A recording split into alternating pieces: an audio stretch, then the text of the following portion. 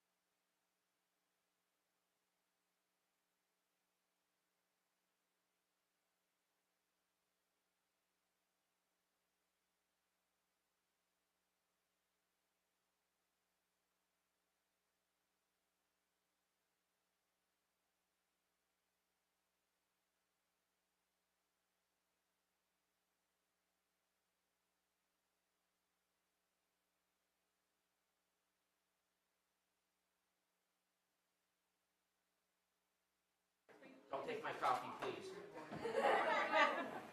So we have to have our microphones on. Good morning, everyone. We are ready to begin the meeting when you are. Chair Crandall. And DJ, Vogue, and Bruno, this is my daughter, Camille. That's my scout. Ooh. Oh.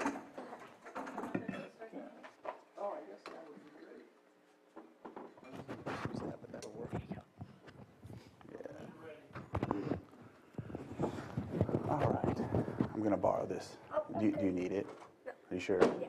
All right. Making sure. Yeah. So what do we have? What time is it exactly? Are we a little past? All right. Good. All right. We'll call this meeting to order here, and we want to welcome everybody to the June 21st Board of Supervisors meeting. As customary, we will, well, first, if everyone notices, we have some guests here. And they're helping us facilitate the meeting, so this is a great thing. We always, as customary, start with a moment of silence, and I have one as well, but I understand Jessica has two. Does anyone else have any? Yeah, I have one also. All right, so Jessica, do you want to start, then Moak, and then I'll do mine as well. I have two, but I'll start with the first one, and I think, let me get my microphone on. Yes, I have two this morning, but there is a picture of the first woman that we're going to be honoring. Her name is Adelina Rico, and she immigrated from Mexico in 1976 with her husband with nothing but the clothes they wore. And together they grew to be legends in the local agricultural community, experts in orchard and vineyard management while raising 6 children. Adelina left us this past week at the age of 75 after a long battle with cancer. Please share a moment of silence as we remember one of the strongest, most giving members of our community. And what's really interesting about this story is people are saying that a lot of their vineyards and orchards, Adelina's legacy is going to live on in them because of all the work that she did tending to them and caring for them. And my second one is very sad. So I'm going to just hold a moment of silence for Aubrey Jean Ann, and she was a little baby who died last week. And she lived in Supervisor Simon's district, or her family lives in Supervisor Simon's district.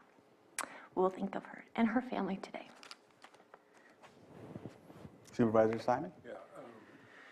Also have another passing in my district, which was Barbara Udnich, long-term Middletown resident, and she passed last week, so I just want to have a moment of silence for her. Supervisor Sabatier? Unfortunately, we seemed to have a tough week last week, but on the 16th of June, Austin Bateman, who I believe was 13 years old, passed away unexpectedly. I know that that's tough times for his family and friends as well. I know that my kids who went to the same school knew him, and I want to make sure that we hold him in our thoughts and our prayers today. Thank you. And I have one for Amanda Arney, who was 24, and she was unfortunately involved in a hit and run. Someone had hit her in Nice, and so we are, and I know a lot of folks are currently looking for the van that did not stop, and it's a 2013 Toyota Sienna minivan, and she was only 24, and it's very sad as these young folks are being taken from us, and so we want to give a moment of silence to her as well. So, Okay, so everybody stand. yeah, let's stand.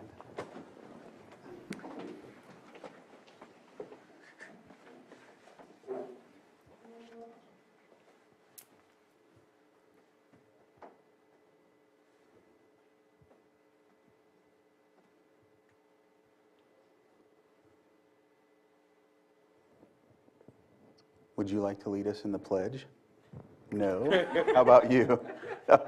Would any of you like to lead us in the pledge, maybe? Got one over here. All right, lead us in the pledge, please, miss. Pledge of allegiance To the flag of the United States of America and to the republic for which it stands, one nation, under God, indivisible, with liberty and justice for all. Thank you for that. What's your name? Bailey? Halen, thank you. Thank you very much. Next on our agenda is a consideration of extra items not appearing on the posted agenda. Is there anything that anybody has they would like to? Okay.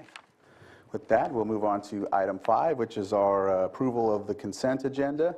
The consent agenda is are items that are considered non-controversial, and we usually pass them with one motion. And so if there is anybody that would like to pull any for consideration or discussion at a later time, then we can go ahead and do so. Do we have anybody from the board that would like to pull any? That you have posted up. Oh, I do. Okay. So no one from the board wants to. Okay, and I think Joan, I have here that you would like to pull 5.11, 5.12, 5.15, and 5.19. Okay, looks like we'll pull those for a later time. Are there any others? And 5.919. All right. Was three? What's that? Just the 3? Let's see, 4. Yeah. 11, 12, 11, 12, 15, and 19. 15. All right. Anyone else from the public? Anybody on Zoom? Yeah, I don't either.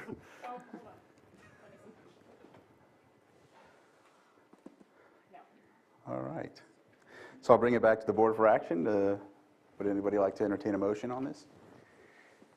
Move to approve the consent agenda minus the items suggested by the chair. Is that okay? No. Right here. I got him right here, Bruno. I don't have the numbers.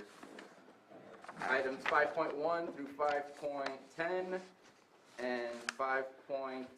I believe 13. What was the other? And 14. 14. 14, and then 16, 18, and 19. But I think, No, 19 's 17 and 18. All right. Okay, second. So I have a motion and a second. All in favor? Aye. Opposed?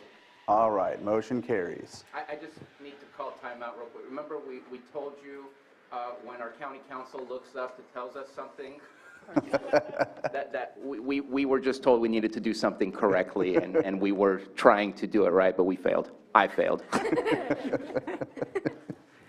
So every time we try and pass something, you have to have a motion.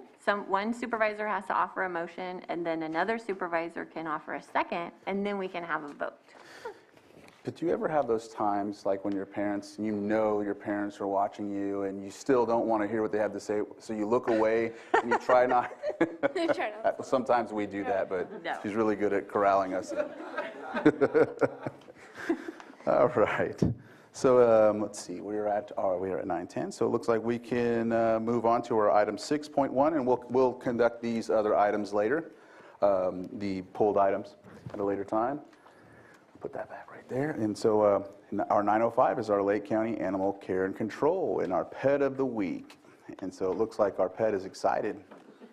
Oh, he's so cute.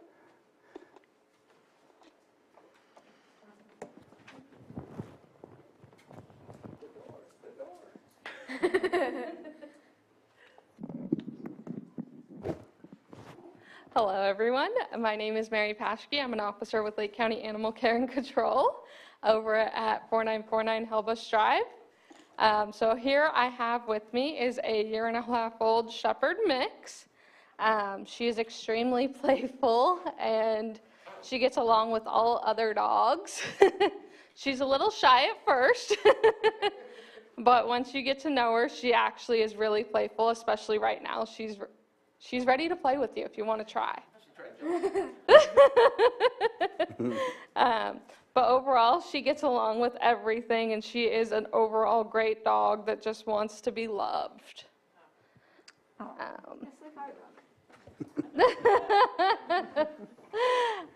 But yeah, no, we've tested her with other dogs. She's been great. You want to say hi to the kids? Take them up here.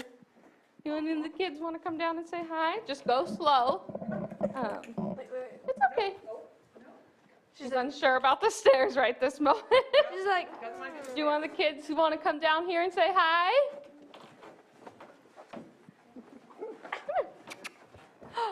Look.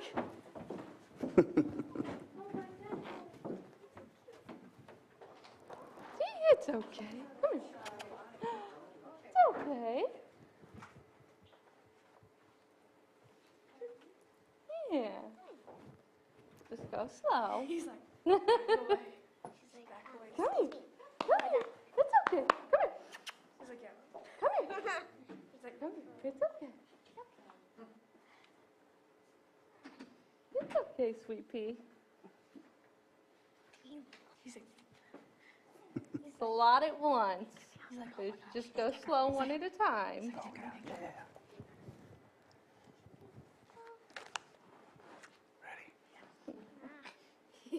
took 3.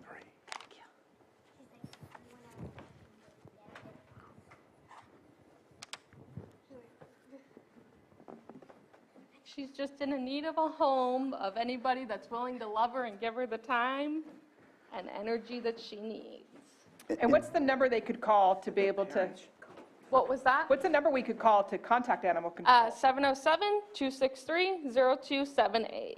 And I'm sure there's lots of other dogs and cats that are needing a home. Yes, there is. You have There's room all in your- sizes of everything and all ages. So if you're looking for puppies, kittens, adults, we got it all.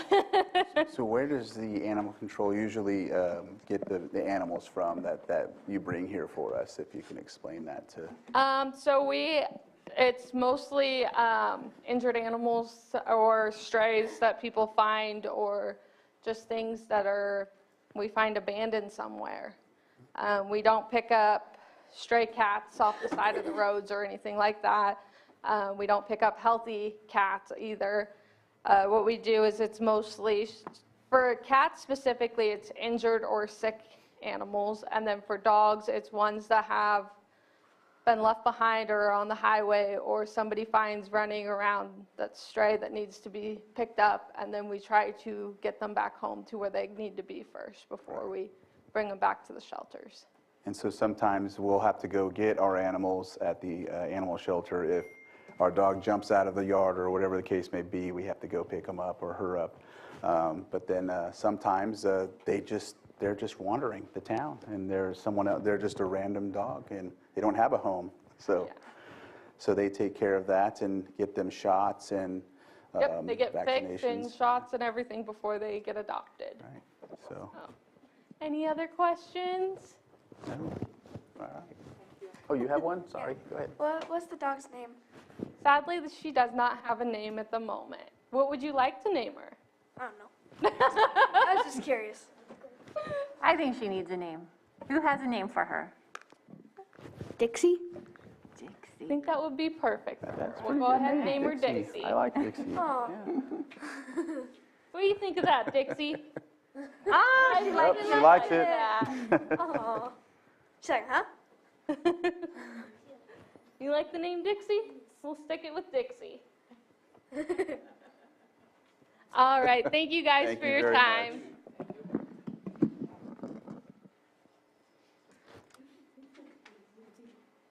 All right. Thank you guys. Thank you very much. So we'll move on to our 906, which is public input. With public input, of course, anybody can come up to the microphone for 3 minutes as long as they filled out one of the documents. And I think we have a couple right here. And speak for 3 minutes on an item that's not on the agenda. And commonly, we'll either refer them to that supervisor, the department, or we'll, when the item comes to the Board of Supervisors on a later date, we'll discuss it at that time. But in the meantime, if there's anybody that has any public input.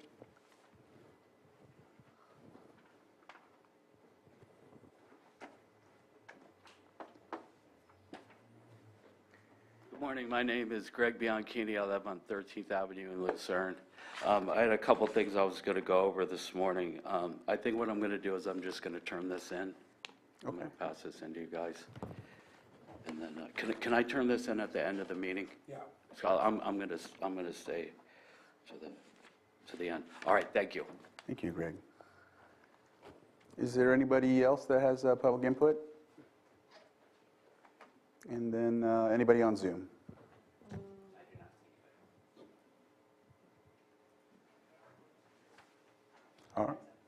All right. So with that, we'll go ahead and close public input at this time, and we'll be looking for the documents that you said you wanted to turn in, sir. And then looks like we are at, so we can conduct our 907, which is a presentation of proclamation recognizing the Friends of the Boggs Mountain for outstanding contributions to outdoor recreation and economic development in Lake County, and presentation of plaque honoring Debbie St. Cyr for extraordinary dedication to bringing back Boggs. And this is conducted by Jessica Paiska, and I have to sign it. They were sitting over here as I was... You know what, I just noticed, Debbie has she's not able to be here today, but she also has a presentation. A pen, a blue pen. No, There's a desk. There's a desk, yeah. I overlooked that, it's not on the agenda. There we go. That blue pen is perfect. It's blue. Yep. Yeah, that's blue. Okay. Oh, so did we need to come back to this, or is she doing a pre? Oh. Well, she's here in Zoom. Oh, okay, sorry. And I'm making sure that, here's this. And so if you'd like to go ahead and start, we're ready when you are. Okay, great, thank you. Can I share my screen? Yes. Okay. Thank you. There's this one too, I think. Right?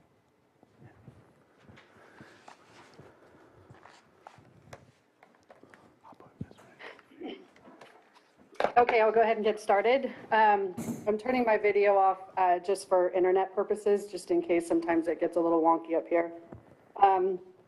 First of all, thank you for having us on behalf of Friends of Boggs Mountain and their board of directors.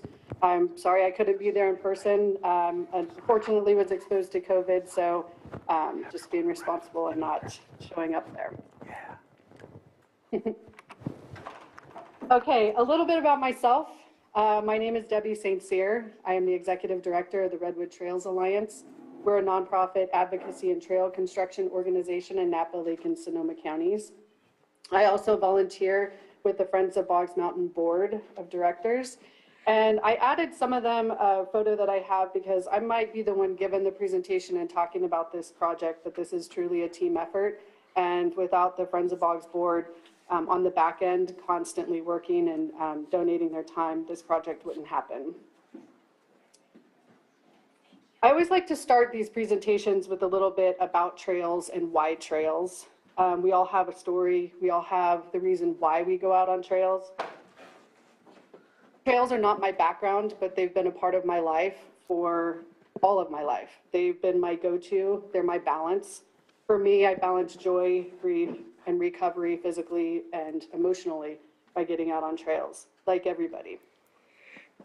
For me, I've always gone out instinctively. I didn't know anything about trails, but as different tragedies happened in my life, my instinct was always to go out onto trails and find that balance and get back out in nature and recover. After the death of my son 20 years ago, I immediately went out to trails, and it was kind of my first experience with really finding my balance on trails. 2 years later, when my daughter died, the same thing, I instinctually went outside and went to trails. Since then, I've had 18 surgeries, many of which were emergency life-saving surgeries, abdominal surgeries, to recover physically and emotionally. And to keep my sanity, I went out to trails, Boggs being the main portion of those trails. After the wildfire, the Valley Fire came through and burned many of our communities and our homes. My instinct again was to go out to trails. But when I went out to Boggs, there were no trails. After the post-wildfire recovery, our trails were gone. So myself, my community, everybody involved with this project and beyond, we didn't have anywhere to go to try and find that balance between the chaotic emotions that came with the Valley Fire. So we immediately banded together and we got to work. We didn't know exactly how we were going to help. We didn't know exactly what we could do. Again, there's a helpless feeling after wildfire just in general. We're all trying to rebuild. We're trying to relocate. We're recovering from a wildfire that tore through our town.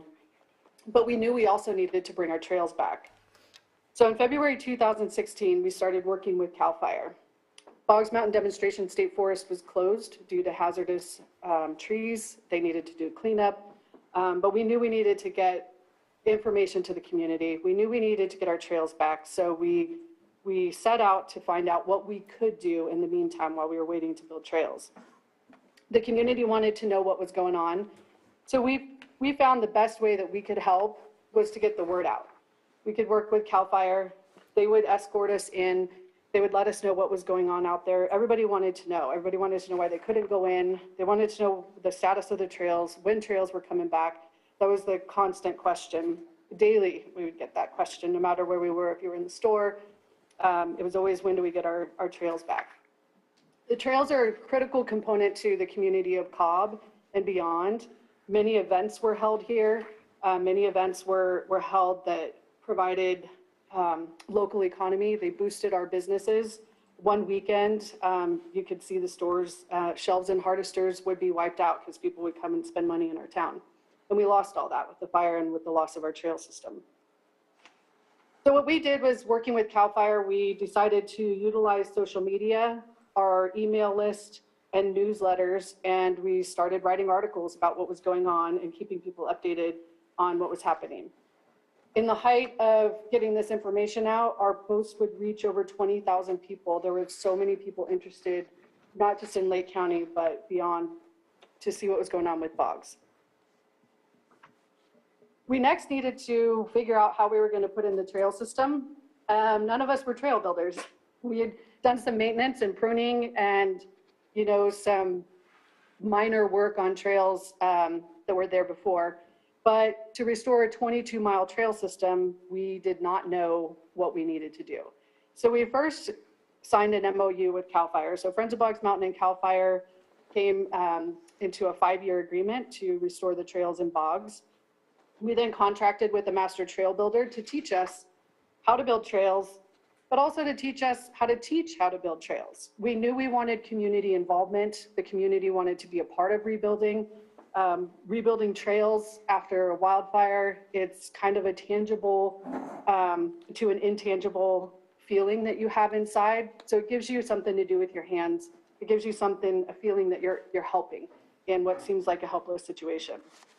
So during training, we needed to learn basic fundamentals of trail construction. We needed to learn about drainages. We needed to learn about erosion, armoring wet areas, bench cutting, clearing slash. There was a ton of slash that needed to be cleared.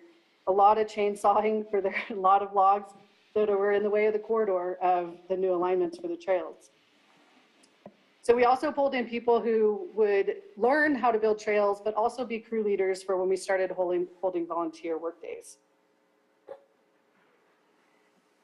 One of the main ways that we got started, we knew we wouldn't be able to build 22 miles by hand. That's a lot of trails. That's over 116,000 feet of trail that needed to be put in.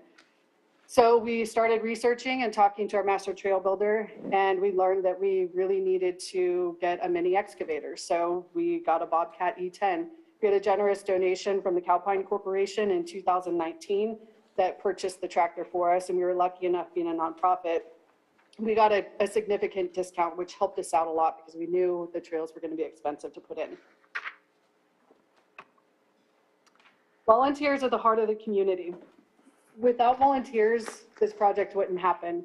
To get their input, their help, to provide them, again, a means to use their hands and to feel like they're contributing and in something that is tangible and something you can see the end to. Our volunteer days are generally from 5 to 100 people. When we first got started, everybody was motivated. They wanted to come out. There was a lot of cleanup. And our usual trail days now are average about 20 to 30 people. And then if we have a large project, then we'll bring in a larger amount of people. On the days where we had 100 volunteers, we had corporations like REI who came in and helped fund that. During that time, we were able to build 1.2 miles of trail in one volunteer day. So in less than 6 hours, we got 1.2 miles of trail built. Volunteer logistics. Volunteer days are a lot of fun. Getting the community involved. It helps with the community. It helps us. It helps the forest.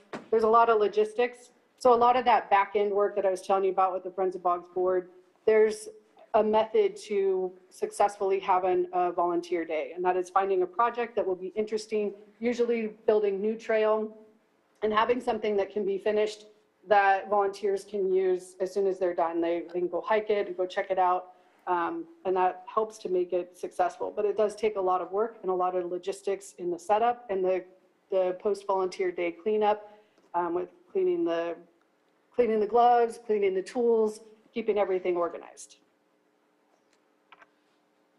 As a nonprofit, we are not just sitting on money. We're like many nonprofits, we are scrambling around for money constantly. We're funded through private donations, through memberships to Friends of Boggs Mountain, fundraising efforts, and grants. So far to date, the total project cost has been about $183,000. Many of our partners either donate in money or they donate goods that we can raffle off, or in any way that they can support. Sometimes it's even just hosting a volunteer day. Without our partners, we wouldn't be in existence. We unfortunately, in the middle of this project, like many places, COVID shut us down. We had just gotten really into a groove of having regular trail work days. Sometimes they were weekly, sometimes they were monthly.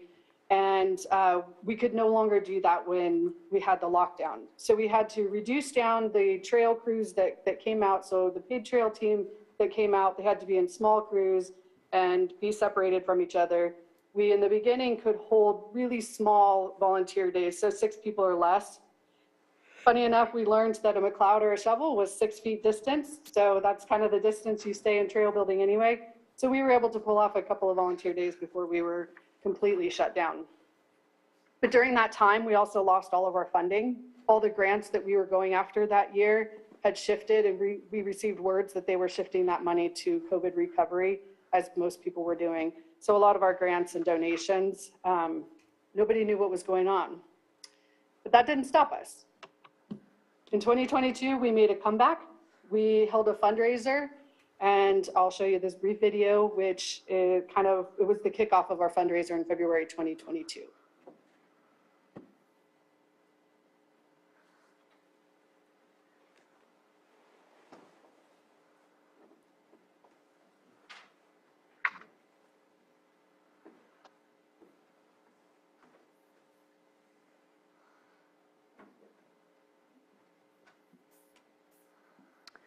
Debbie, the sound's not working.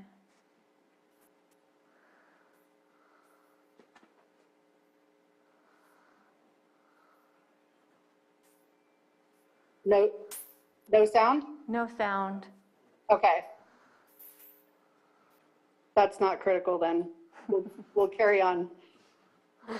So it was a cool video. It had a lot of really good footage of Boggs and, you know, the burn and some of the recovery of the trees, and just kind of talks about our project. We launched a fundraiser in February 2022. We had a 10-day fundraiser where we did a bike giveaway that was donated by Specialized Bikes. We raised $80,000, and we're happy to say that since then we have added 4 new miles of trail this year. So the team and volunteers built in February and again in April. Now we have over 10 miles of multi-use trails, and we do still have another 12 miles to go. So we still have a lot still on this project. We're really grateful for the fundraising and the community for stepping in. We're also super proud to announce we were able to bring an event back, Bike Monkey Boggs 8-hour race, which is a race that was held in Boggs for 11 years up until the Valley Fire. Came back in May of 2022. There were over 500 people who attended. There were 400 riders who rode in the 8-hour race, and yes, they do ride for 8 hours in a loop. And we had about 200 people who stayed and camped and spent money in the town of Cobb, and a critical part of our economic recovery since the Valley Fire. So with all of that, with the trails returning, hope is returned, life is returning to the forest. It's beautiful out there, and if you haven't been out there, I really encourage you to go out and check out the trails and check out the trees that are coming back. Thank you. Thank you, Debbie. As you can see, this has been an emotional journey for so many of us, rebuilding the trails and kind of helping the forest recover from the wildfire. So, you know, before the fire, we used to go out to the forest, and the forest would take care of us. And you would go out there to get that calm feeling. When you're in nature, do you get that calm feeling? You feel really good when you're out in nature. It's really, and then when that nature is gone, and then you have to step in and care for that, care for the forest and volunteer and be there to help. It's just interesting how that relationship shifts over time. So one of the things that we talk about for whole person health is getting out in nature and getting exercise, and that takes care of your mind and your physical body and all of the things that we need to be a really healthy person. So I want to thank the Friends of Boggs and Debbie for all of their dedication over the years. And we have a proclamation, and I'm going to have Camille read this one. So you got to read into the microphone. There you go. Just read the whole thing. Yep. The Board of Supervisors, County of Lake, State of California Proclamation recognizing the Friends of Boggs Mountain. Whereas the Friends of Boggs Mountain was formed as a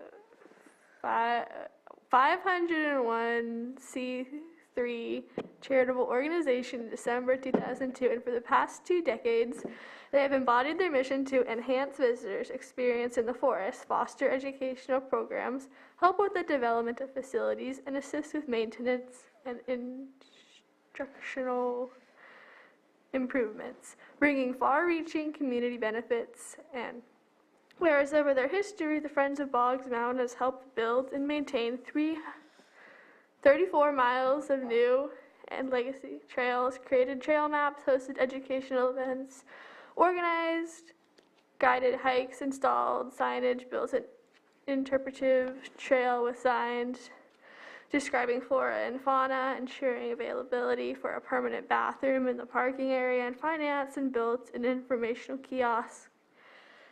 And whereas Boggs Mountain Demonstration State Forest became a regional center for our active recreation, driving significant economic activity throughout Lake County, and, wait, where am I?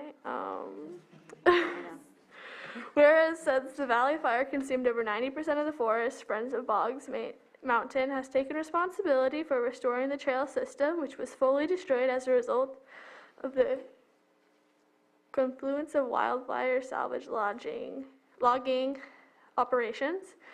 And whereas over 10 miles of new legacy trails have been completed with the Friends of Boggs Mountain partnering with the Redwood Trail Alliance, volunteers and professional contractors to implement a bold vision for reconstruction trail system, relentlessly fundraising in the face of rising trail design and construction costs.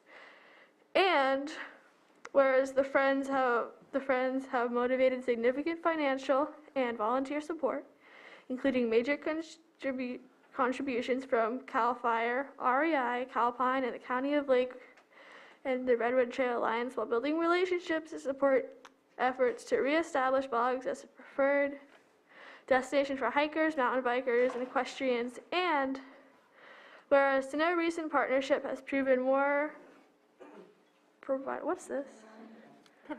pivotal than the Redwood Trail Alliance under the insignificant leadership of Debbie.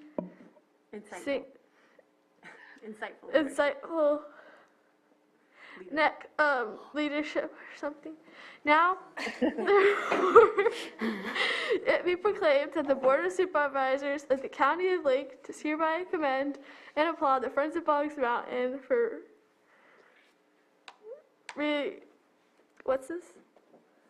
resilience in the face of challenges, inflicting commitment to realizing a brighter, more economical, vibrant future for the Lake County residents. Passed and adopted this 21st, the day of June 2022. Yep.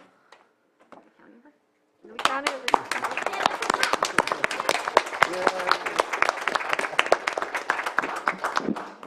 So I want to know if any of you scouts have been to Boggs Forest.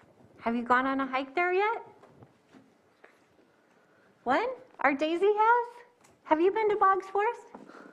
No, your mom says you have. Yeah.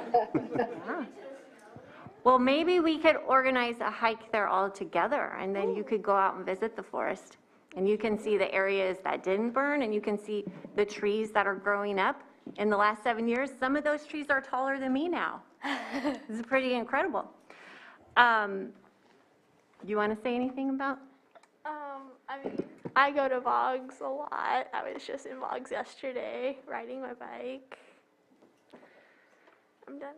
So we're very grateful for all of the work of the volunteers and the funders and the partners. It's been an incredible effort. And we came across some of these retro plaques a couple months ago, and I have one for Debbie. It says, the Lake County Board of Supervisors commends Debbie St. Cyr for extraordinary dedication to bringing back Boggs, June 21, 2022. Thank you very much.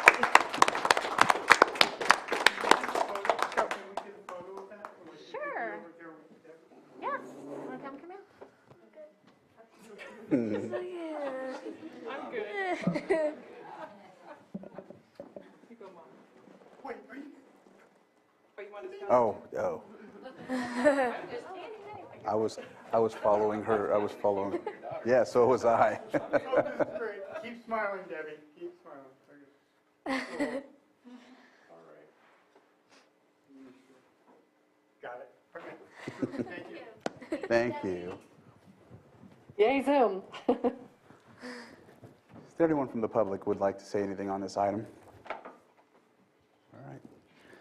We'll bring it back to the board, and thank you again for that. Was there anything else? No, I just wanted to share the story with all of you. I know I talk about it a lot, and sometimes it's just more important to hear from other people and see the pictures and really understand the story and the importance.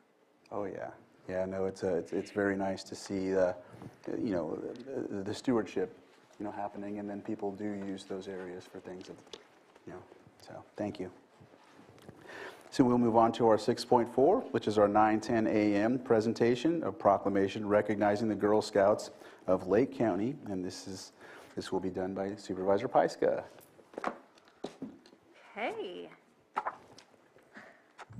Well, normally what we would do is call everybody up here, Yeah, this- but you're already up here, so let's call your leaders up, and maybe they can come stand over here by me while I read this off.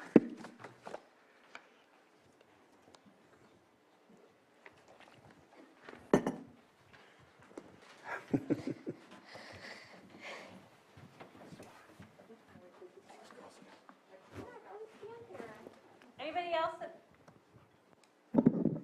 Was there anybody else here that was a Girl Scout? Want to come up? Okay. Susan? She was. I'm good. Okay. Good. All right. Everyone's good. That's going to be our new go-to. Okay. So the Board of Supervisors, County of Lake, State of California proclamation recognizing the Girl Scouts of Lake County, California. Whereas March 12th, 2022 marked the 110th anniversary of Girl Scouts of the USA, the largest and most impactful leadership program for girls in the world. And whereas since our beginning, Girl Scouts has emphasized public service and civil engagement and has fostered a sense of community in girls. And whereas Girl Scouts work to champion the ambitions, cultivate the talents, and develop the skills of girls who confidently pursue their passions and make the world a better place. And whereas girls say that Girl Scouts supports their mental health and is an accepting space, safe space where they feel free to be themselves and where leaders and other girls are sources of support during difficult times.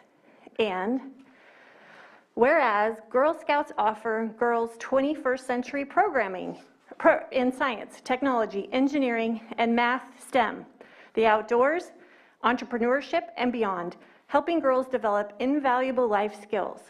And whereas the Silver Award is the highest award a cadet Girl Scout can earn as they take on projects that have a measurable and sustainable impact on a community by assessing a need, designing a solution, completing a project, and inspiring others to sustain it. And whereas Elena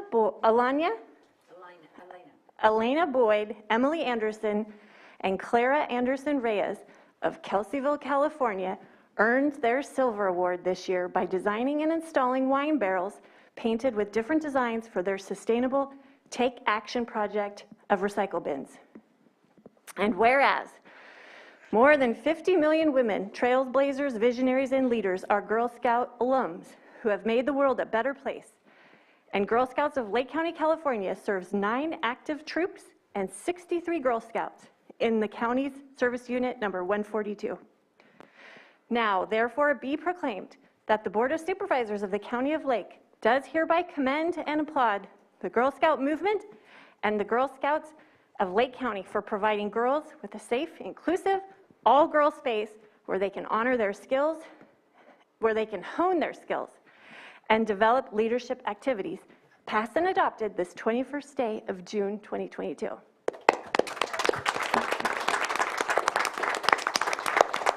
So, Linda Breeden is our service unit leader. Do you want to say a few words?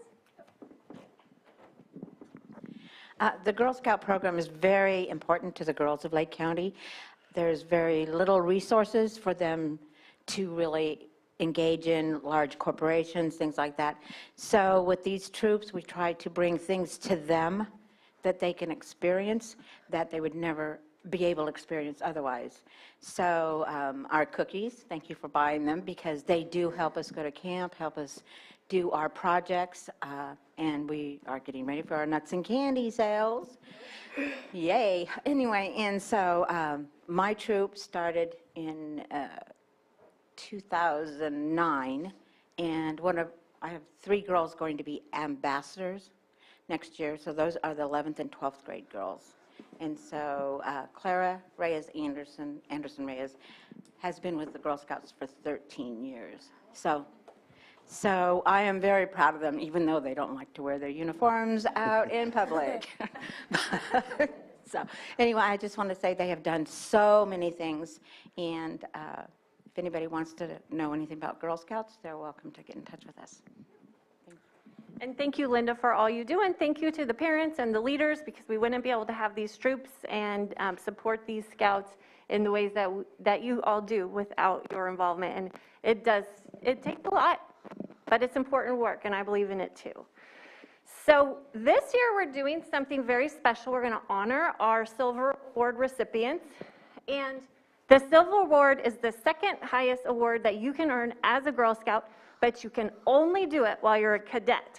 And a cadet is a 6th, 7th, or 8th grader, and it usually takes most of the 3 years to do that work.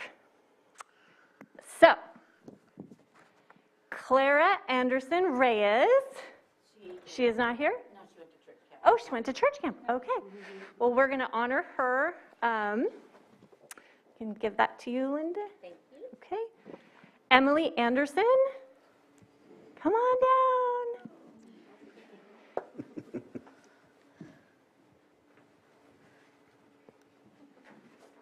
Congratulations. And it's Alania? Elena Boyd? There you are. Congratulations. Okay, so girls, tell us about your project and what you did to earn this amazing award. So our project was to have recycle bins down in Lake County because there weren't any. And so we used wine barrels to turn into a recycle bin.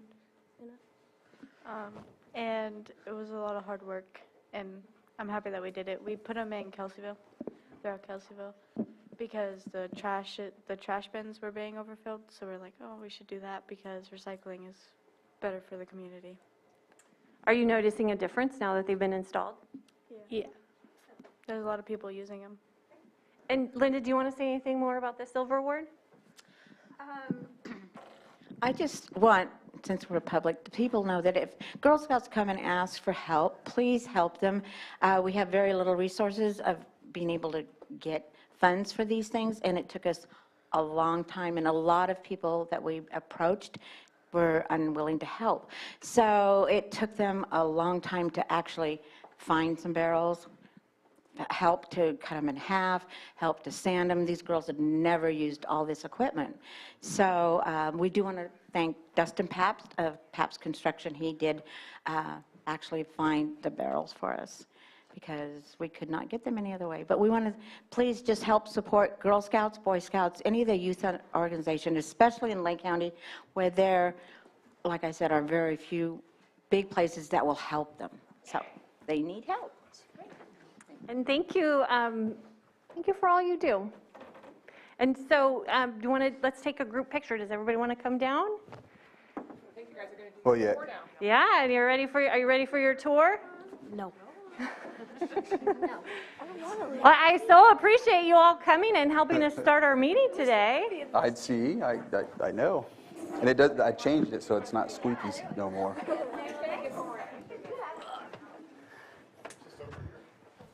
Yeah, we'll all get in a group picture. Why don't you get in front? Yeah, you're going to get in front.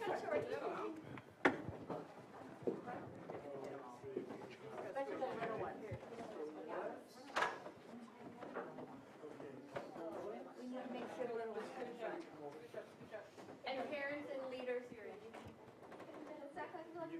Get on it. Can you see them all? Yeah, we can do this. Okay, ready? Okay, are you almost ready? That was good, thank you. Oh, I think we have some more parents.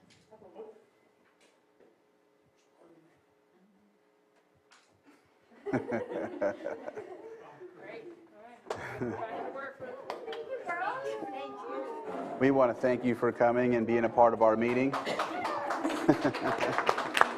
And I'll have to say today was very special for me. I came in very sad because 4 months ago my mom had passed. Today would be her birthday, to be 62.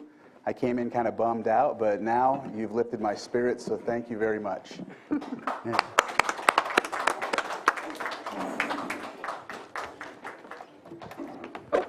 Somebody forgot their glasses.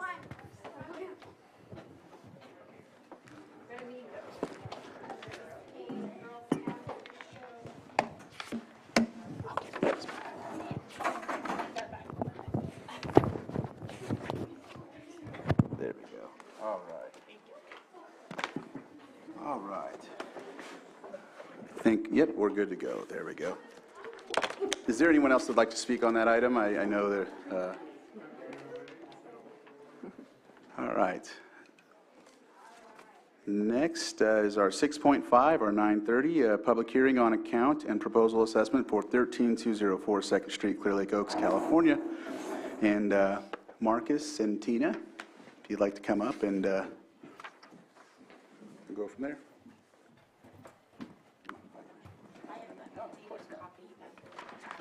Okay.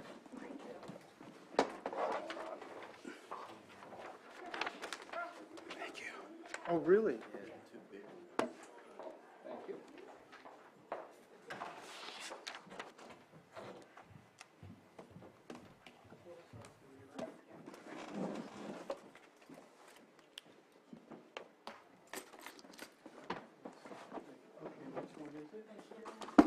The top one?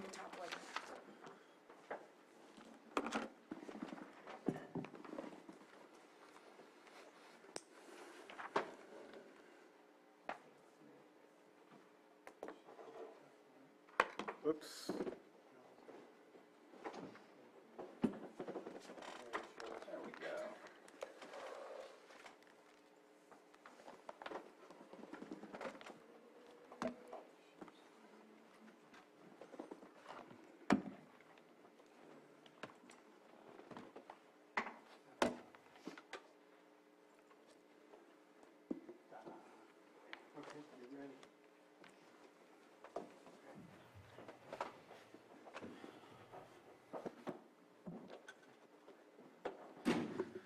All right, we're ready to begin.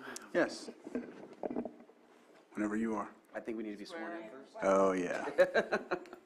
Okay. With your right hand raised, do you solemnly swear that the testimony you're about to give will be the truth, the whole truth, and nothing but the truth? So help you God?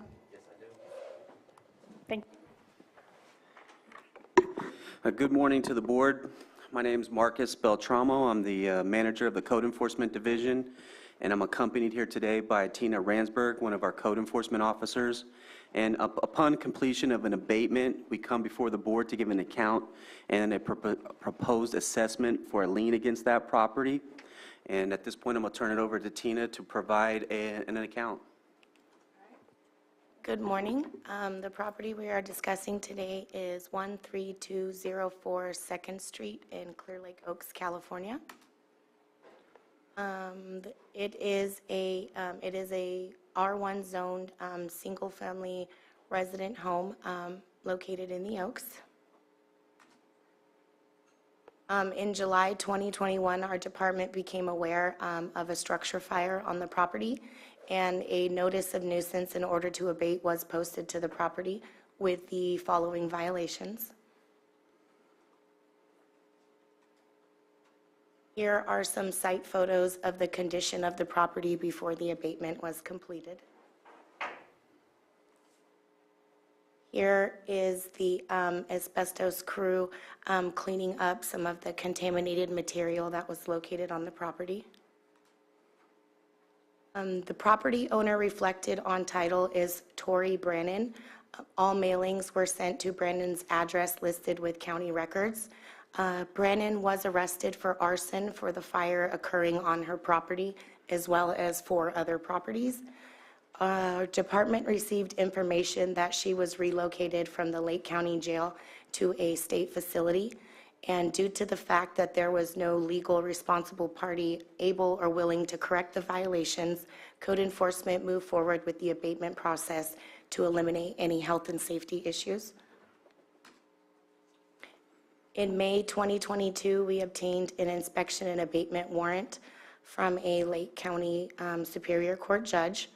And on May 3rd, the abatement was conducted by Leonard's Hauling and Tractor Service to remove the inoperable vehicles and other debris. And Leonard's Hauling had to subcontract to Select Environmental to remove the asbestos from the burnt structure, because upon having an asbestos test completed, it was revealed that some of the material did contain asbestos on the property.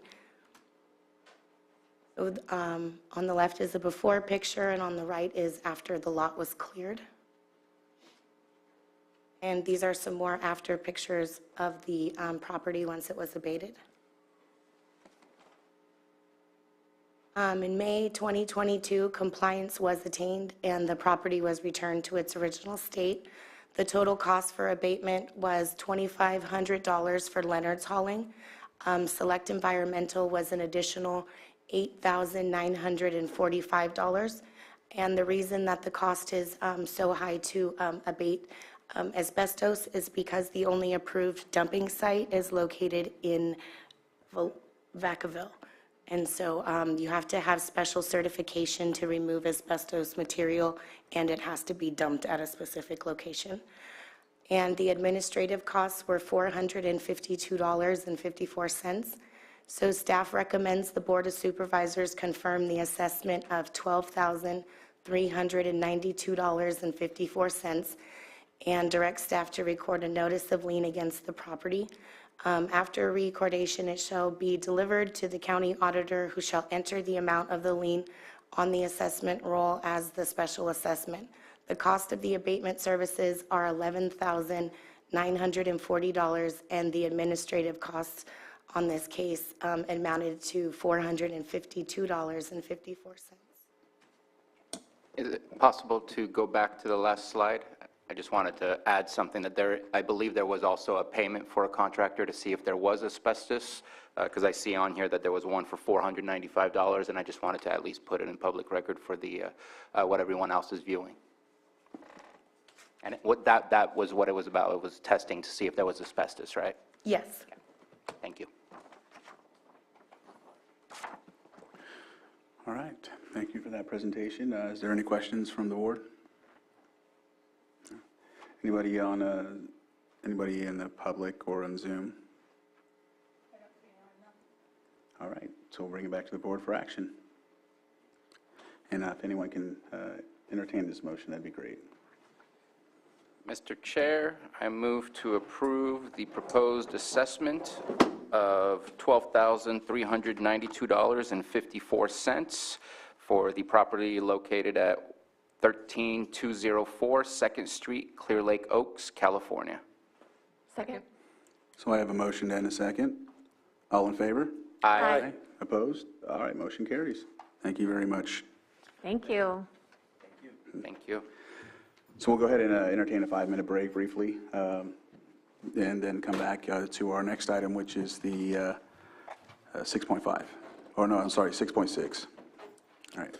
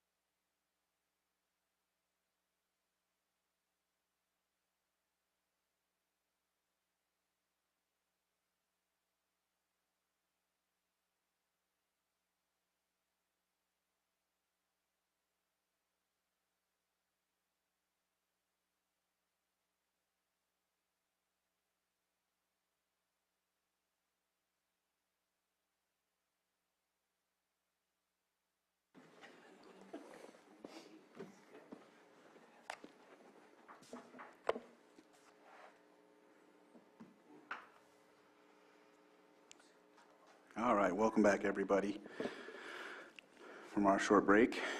We will now move on to our item 6.6, our 945 presentation on California advancing and innovating Medi-Cal, Cal-AIM, and this will be presented by Behavioral Health, and Director Metcalf is here, and we will. I hope I don't have to drive this thing. Matthew told me he would run it for me. Oh, look, there it goes. Perfect. Well, thank you, Mr. Chair, members of the board. My name is Todd Metcalf. I'm the Director of Behavioral Health Services. So I thought it was time to bring this to your board. There are a lot of changes happening at the state level that are affecting not only behavioral health services, but other departments here in the county. And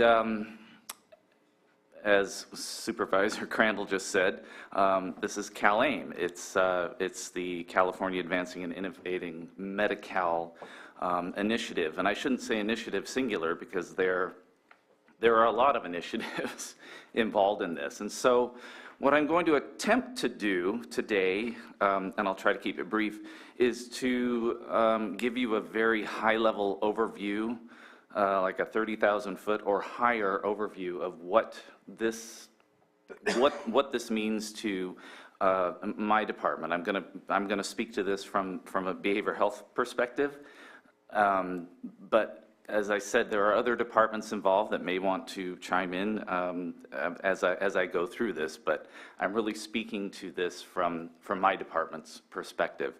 And I'm by no means an expert on this, because this has been a bit of a moving target and an evolving thing that has started actually in January, is when the Cal-AIM initiatives actually rolled out. And there are subsequent initiatives that are rolling out later, which I'm going to talk to during this presentation. And I apologize. I literally, you could probably read it from here. I scripted this out because I didn't want to forget anything. So I apologize if I have to read some of this, because I don't want to miss anything. So if we could move to the next slide, which points out these are the particular initiatives, Cal-AIM initiatives, that are going to affect Lake County Behavioral Health Services. And not just Lake County Behavioral Health Services, but all behavioral health services departments throughout the state. And so I will talk through each one of these points. I'm not going to read them because I don't like it when people read the slides. So if we could move to the next slide, I will talk about the first point, population health management. So we, Lake County Behavioral Health Services, will be required to implement a person-centered strategy that includes assessments of clients' health risks and health-related social needs. This particular initiative will focus on prevention and wellness, which we're already doing a lot of that, along with coordination of care across different service delivery systems. It's exciting to see this because I like the whole upstream approach because this is where we've been trying to move for a long time. Instead of being, reactive, we want to be proactive, and I really appreciate the Department of Healthcare Services rationale around this, that we need to try to alleviate problems before they occur.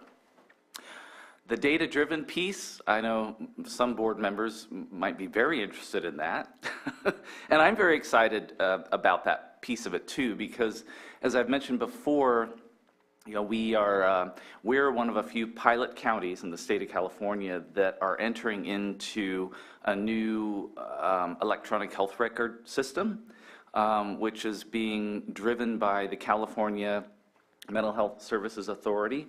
And we are one of a handful of counties that are part of this. And this electronic health record system pilot program will go into effect in January of 2023. And we're very excited about that because it will support this whole population health management piece. Next slide, please.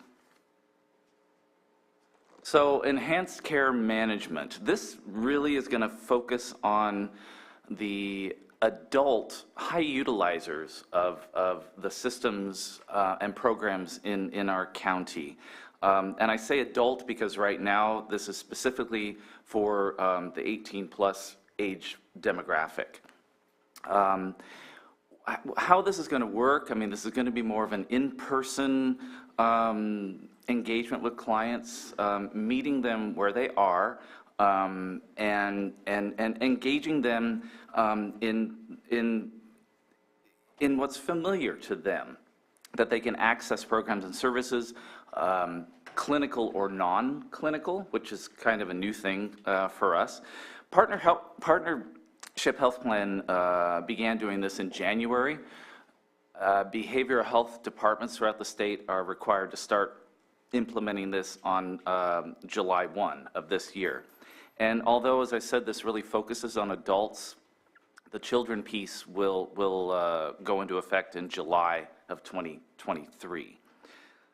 So this providing access and transforming health path, as we say, this is a big deal. It's a 5-year, $1.85 billion initiative to support not only county organizations, but community-based organizations, hospitals, the tribal community, in order to support all of this in implementing these CalAIM initiatives. And a lot of this involves what we call whole person care. And I was tuned into the meeting earlier today, and I was struck by what Supervisor Pyska was saying about the Boggs Forest thing. Was an amazing presentation, but there was a comment about whole person care or how important something like a trail system helps us with our mental health or behavioral health. So I appreciate you bringing that up. That was pretty cool. Next slide, please. Community supports. This, if any of you have looked into any of this CalAIM stuff, is also referred to as in lieu of services. It's really about enhancing and improving what I mentioned before, this whole wraparound service approach that involves supportive services around housing, medically tailored meals. It really plays a fundamental role in meeting our clients' needs around health-related services that really determine and address the social determinants of health. Next slide, please. So this is really fancy, behavioral health delivery system transformation. The California Department of Healthcare Services plans to strengthen the state's behavioral health continuum of care, really by promoting a better integration of physical and mental health services and programs. And that's pretty revolutionary because they're so tied together. And as you may have heard me say before, I mean, if you don't have proper mental health, you don't have good physical health. They go hand in hand. And so this particular initiative is designed to streamline existing policies, improve access to behavioral health services, and really also simplify how these services are funded, because it's pretty complicated right now where the funding comes from to provide both mental and physical health services. And so this really supports also the integration of mental illness and substance use disorders treatment, which that's kind of one of the overarching goals of this as well, because we talked about the regional model, the drug Medi-Cal regionalization model, which had to do with the 1115 drug Medi-Cal waiver. This is a big part of that, because the state's goal, the Department of Healthcare Services' goal, is to truly integrate mental health and substance use disorder services by January of 2027, which that's a pretty big deal because it only makes sense. Next slide, please. Thank you. So, as we know, folks who are now or who have spent time in jails, correctional facilities, etc., they're at a much higher risk of injury or death than the general public. So, the key to addressing this problem is to ensure that those that are in these facilities are enrolled and engaged in Medi-Cal before they're released, so that they can access so many services. What this also speaks to is if those that are not eligible for Medi-Cal, we will be charged, we and other partner departments, Sheriff Martin, I mean, we will need to be working together to figure out if they're not eligible for Medi-Cal, what other avenues and programs and services would these folks be eligible for? This particular piece of this will go live January 2023. So there are already conversations happening around this, but there's a lot, as you can see, these are pretty lofty goals and initiatives, and there's a lot of planning that needs to go into this. So I just, a lot of this is still new to me too. So I'm worried about any questions you may have, but we'll just keep moving through this, and I'll do the best I can to answer them. Next slide, please. So this is one of my favorites, payment reform. This is huge. This is slated to go into effect by July of 2023. You've heard me talk about cost reports and fiscal reports, and yay, my department finally got caught up on them late last year. But this is supposed to fix some of that. It's going to turn it from more of a cost-based reimbursement for services model to a value-based reimbursement model, which, as I mentioned earlier, will integrate more of the behavioral health and physical health piece of it. So in theory, what this says is that we will have more flexibility to be able to bill for even more services with much more financial flexibility than we ever had before. I do want to add here that I'm the co-chair of the County Behavioral Health Directors Association Financial Committee, and this has been a hot topic because the state is so far behind in auditing all the county's cost reports that even though we're caught up, the state isn't caught up. And so their goal is to get this done by July of 2023 so that they can implement this new type of cost reimbursement. And so I'm, needless to say, I'm very excited about it because I think it's going to offer us much more flexibility in the programs and services for which we can be reimbursed. So I'm very excited about this. Next slide, please. Peer support. So I have asked, and I hope he's here somewhere. I've asked Scott Abbott, our Mental Health Services Act and Housing Program Manager, to speak to this because this also is a huge component of these CalAIM initiatives that I'm talking about. And Scott, are you here? He's in the attendees. If we can get him moved over to panelist, then yes. Okay. Thank you. And he's on his way. Excellent. Yeah, I don't have any notes about this one, so it's all up to him.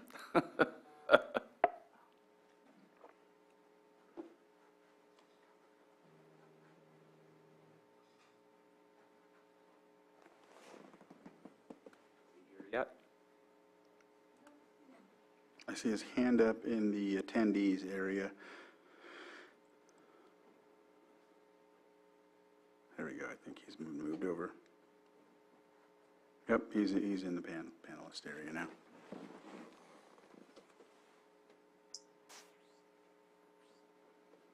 Oops. Sorry. Hello, good morning. Peer support. CalAIM seeks to improve quality outcomes, reduce health disparities, and transform the delivery system, as been described as the purpose.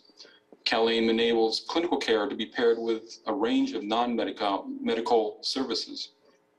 These services, which will be reimbursed by Medi-Cal, include housing supports, medical respite, personal care, medical tailored meals, and peer supports. Peer support specialists provide recovery-oriented, culturally appropriate services that promote engagement, socialization, self-sufficiency, self-advocacy, promote natural supports, and are trauma-aware. Studies have verified the effectiveness of peer support and is often complementary with clinical services. SB 803, known as the Peer Support Specialist Certification Program Act of 2020, recognizes the benefit of peer support provides to individuals and families with mental health and substance use difficulties and the increased diversity and effectiveness peers bring to the health workforce.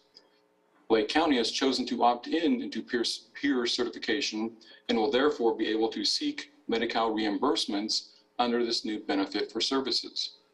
Staff are currently in the process of becoming certified, including grandparenting in. Peer support staff will continue to work with those in need, including working at the peer support centers around the community. Although each has a focused population that is culturally sensitive services are provided to, they are also open to all. Peer support staff will also continue or will be working as access points for a homeless coordinated entry system and our Pathways Hub.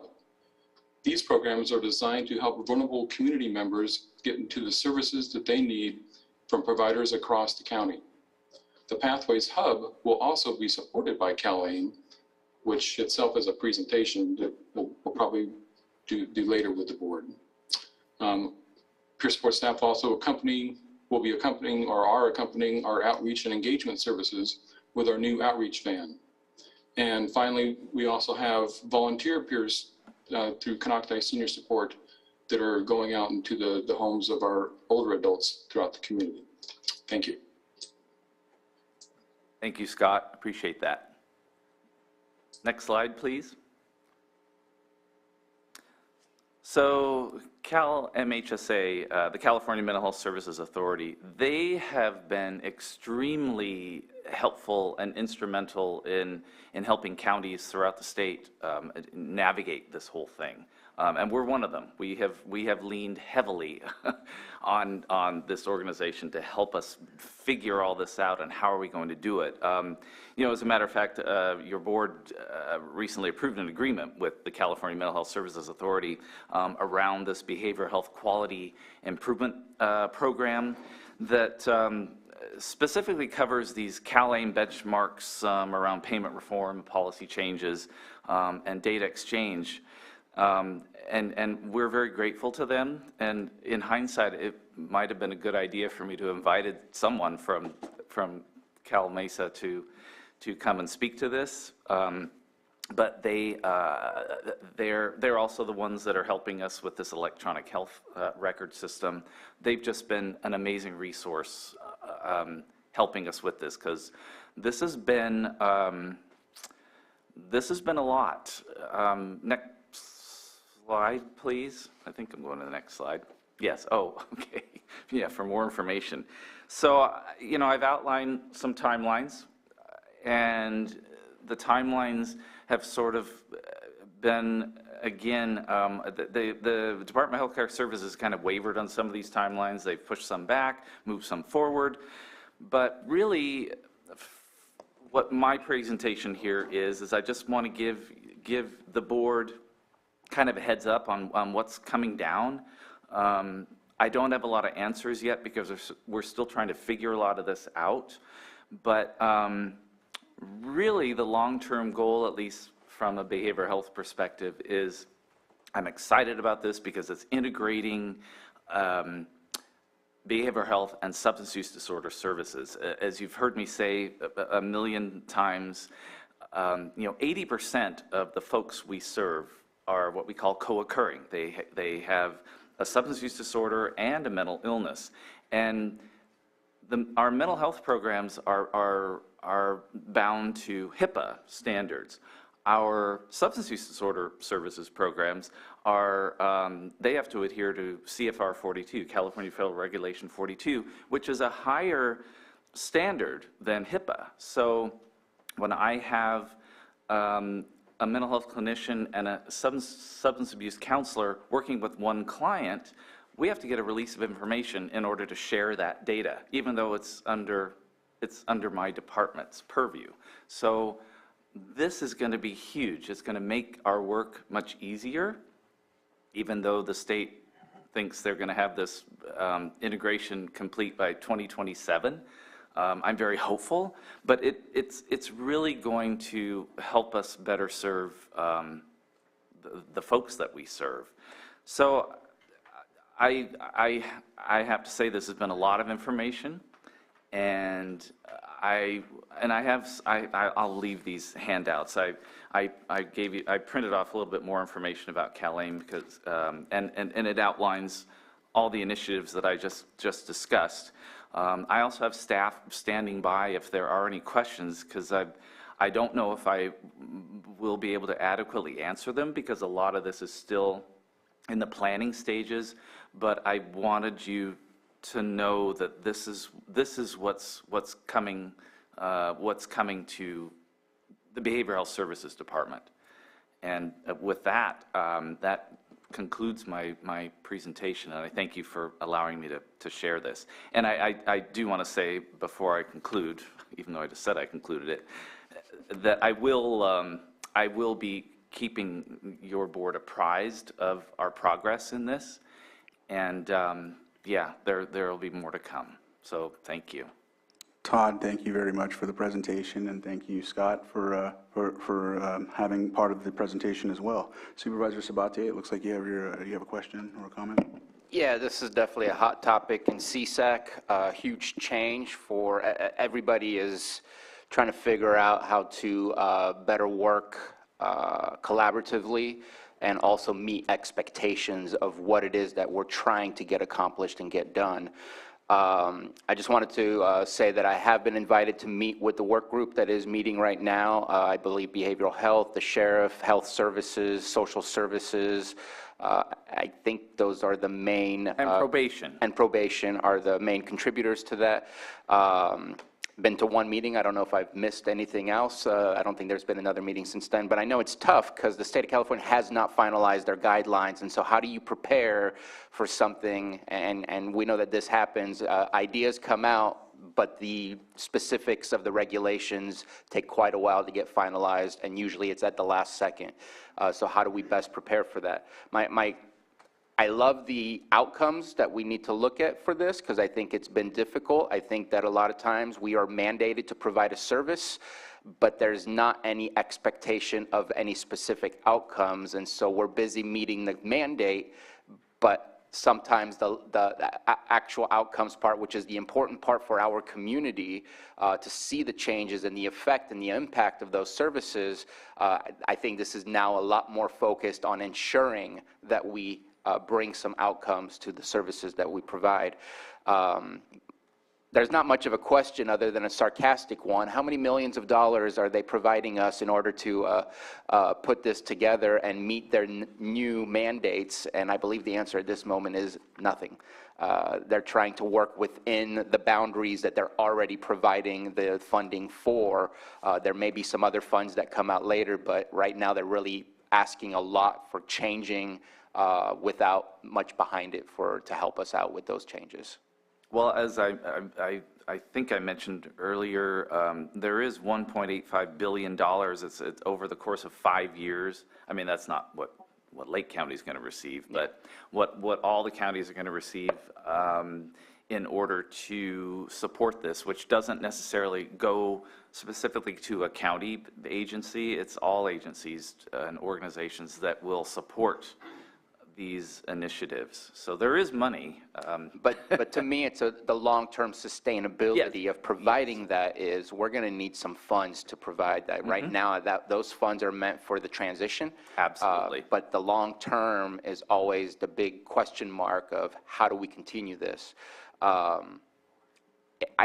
think it's a good conversation, but I think a lot of counties are very nervous about what's the bottom line going to look like once this is all implemented by mid to late 2023, because nobody knows at this moment in time. So yes, we're all concerned.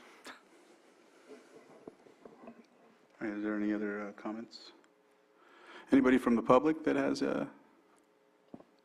Joan, if you'd like to come up and speak.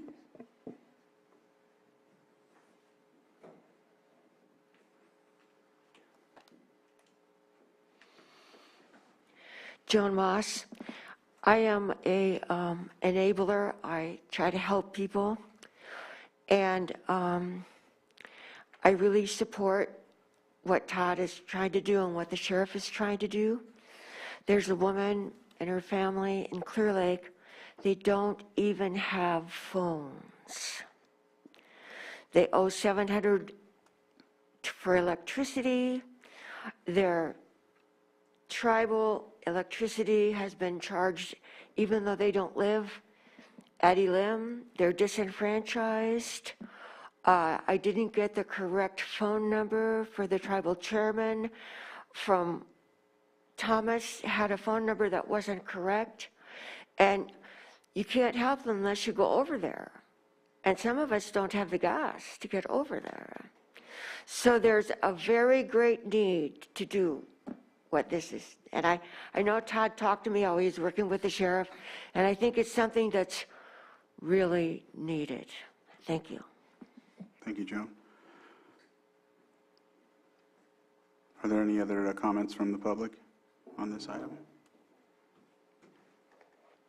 All right, bring it back to the board. Supervisor Sabatier. I do have a question while the sheriff is in the room with us. I know that some of Cal-AIM potentially changes how medical services works in the jail. Wondering if you can provide some detail, or if that's still kind of a gray area that we're not 100% sure. Sure. As you mentioned earlier, we're still working on trying to get the finalized guidelines from the state, but we do know it's going to have an impact for the Sheriff's Department operations. The impact is to us is to make sure that we ensure the accessibility for service providers in there, service providers being either for behavioral health or medical services. I'm sure that'll be a topic of the conversation and the request for proposal that's coming out for health services provisions in the jail. And the other thing that our responsibility is to make sure that there's access for the eligibility and enrollment people through social services. So we have policies in place. We've actually had some policies in place for quite some time as far as getting such service providers in the county. We plan to incorporate those existing policies and make any changes that are needed to account for any differences that Cal-AIM has for us. The idea is to get people, and probably without getting into too much of the weeds, the state of California has applied for a waiver from the federal government. Currently, if you're incarcerated for a period of time and you're enrolled in Medi-Cal, your benefits are suspended. If you're incarcerated for over a year, your benefits, I believe, are terminated. I might be speaking out of school here, and somebody from social services would probably be able to provide a little bit more detail and clarity and precision. But that's my understanding of how it works. So now we have people that when they're released from jail, they walk out in the wild and have no safety net. What Cal-AIM strives to do is make sure that 90 days prior to their release, they're enrolled, or if they're eligible, they're enrolled in Medi-Cal, and services can start up to 90 days before their release and have that warm handoff that was mentioned in Director Metcalf's presentation. So we're ready to do what we need to do to make sure that access is provided to the facility and get people help they need. Thank you. Thank you. All right. Any other comments? I just have one last one. Does this fit in anything with Care Court, or is that something totally separate? Is it something that's going to plug in eventually? I know that that's still a big... I'm working on a presentation on that as we speak, so I will get that to you hopefully before the end of July. But are they hinged on each other, or are they separate? Kinda, sorta, and not. So it makes it even more... It's still one of those things that are still evolving. To help But complicate I do want to bring this to your board because you need to be aware of it. But I've been waiting because there's a lot of controversy around it right now. It's not been finalized. Yeah. But I'll be back. Thank you. All right. If there's nothing else, thank you for the presentation. Thank you. And can I leave? Can I? Oh, leave? yes, Oh, thank please. you. Yes. Yeah. When you can't sleep tonight, read that. Thank you. Thank you. All right. Move on to our 6.7, our 1015 Lake County Department of Health Services monthly update. And with that, Director Jonathan Portney, yep, he's right there. So I will go ahead and give the floor to you. Good morning, supervisors. Good to be with you. Today, I was hoping to touch on a different aspect of our health services department in a grow.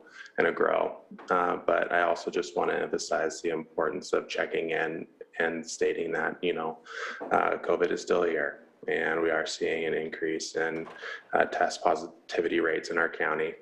And also highlight that monkeypox is still a lingering and growing concern within the health industry. So more to report on those. But today, I want to create a special place for a special partnership in person. And I have Larry Karstead here today with our North Coast EMS LIMSA provider. And over the past 7 months since I've been here, we've had many trials and tribulations when it comes to access to care, service delivery.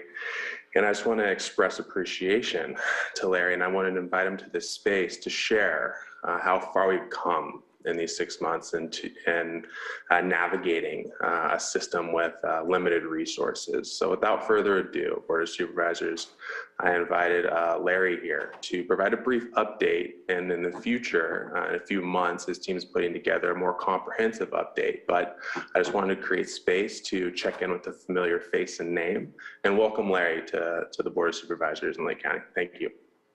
Thank you, Jonathan. Good morning, everybody. Pleasure to be here. The last presentation, it was very important.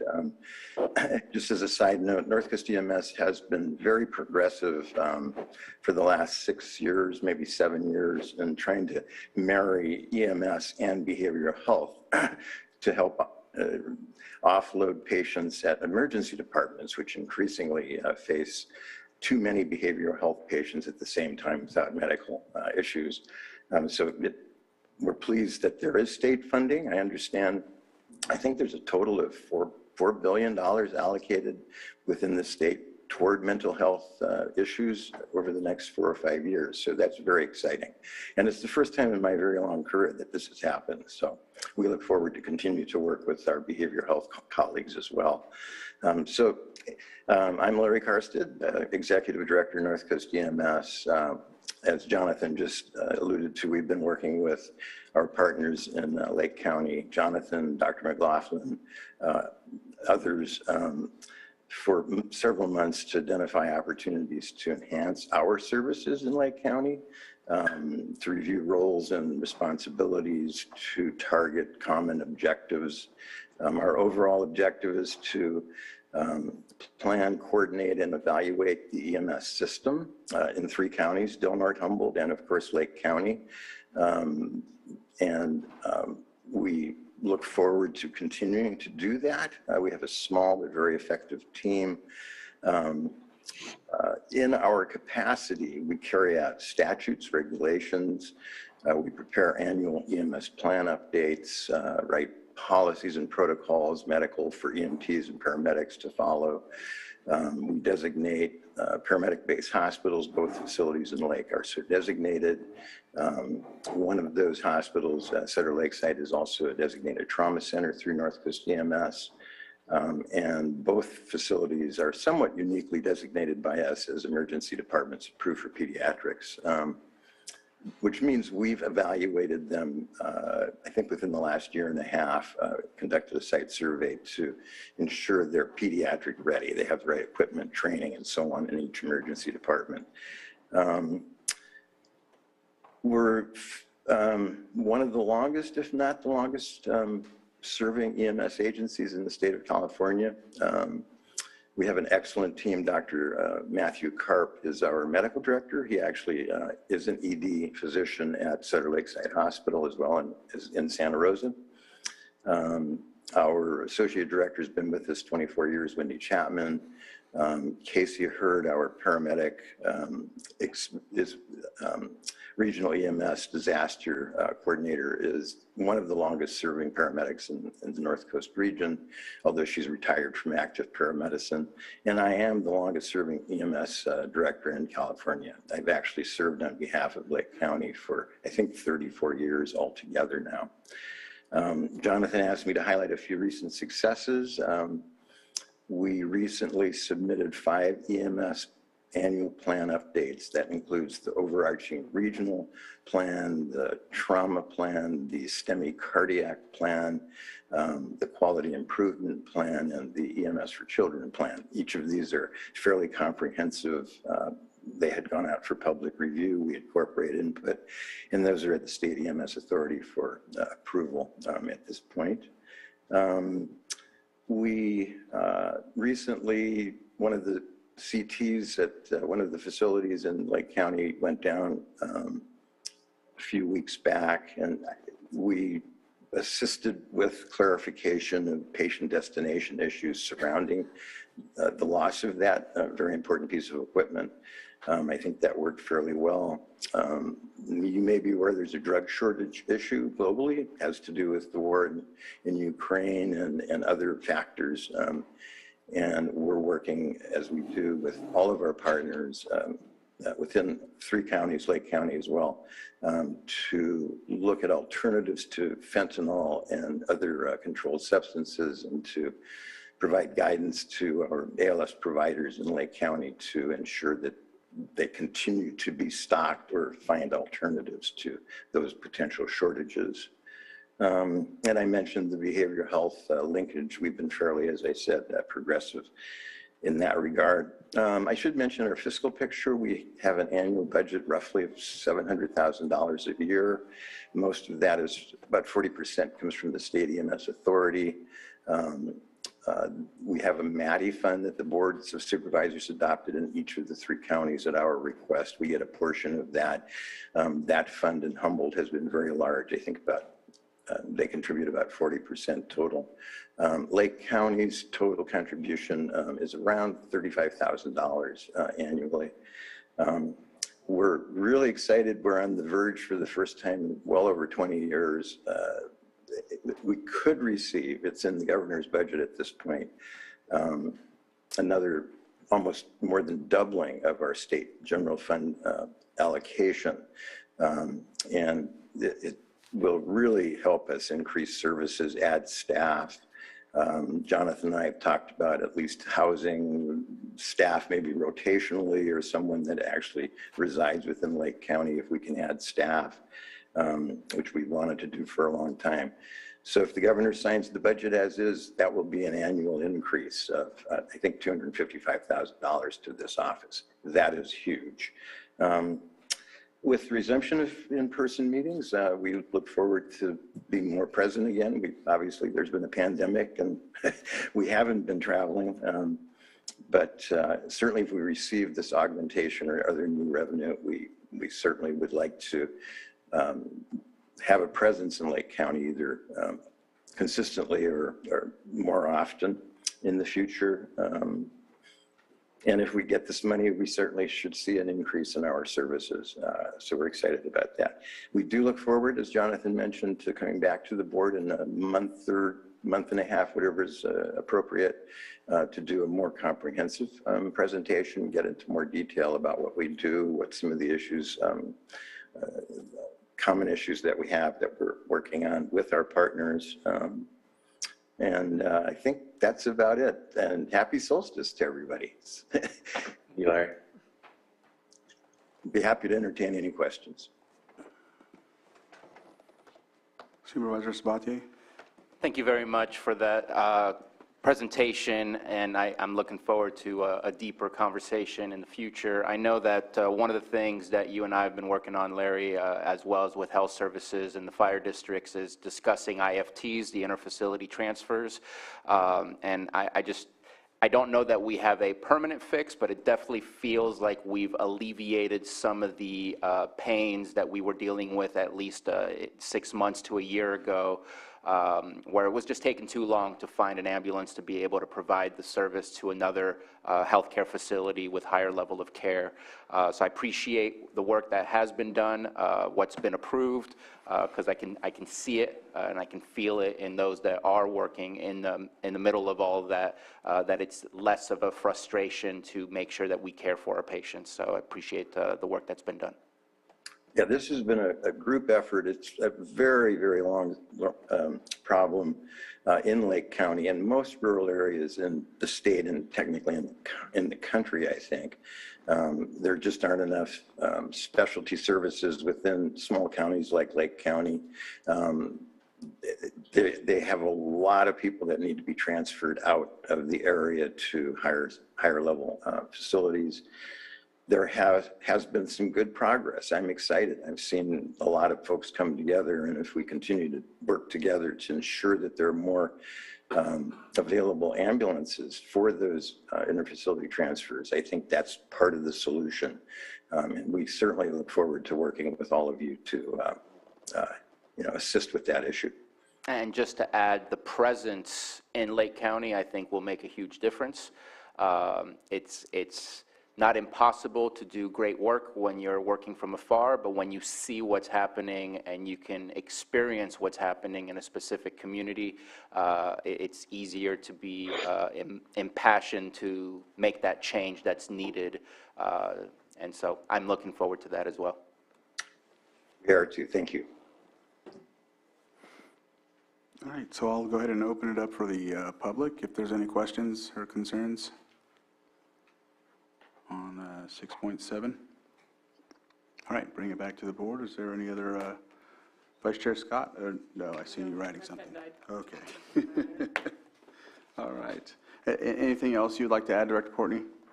That concludes our time today. Thank you, supervisors. Thank you, Larry. Thank you, team, for joining us today and hearing us. Appreciate you.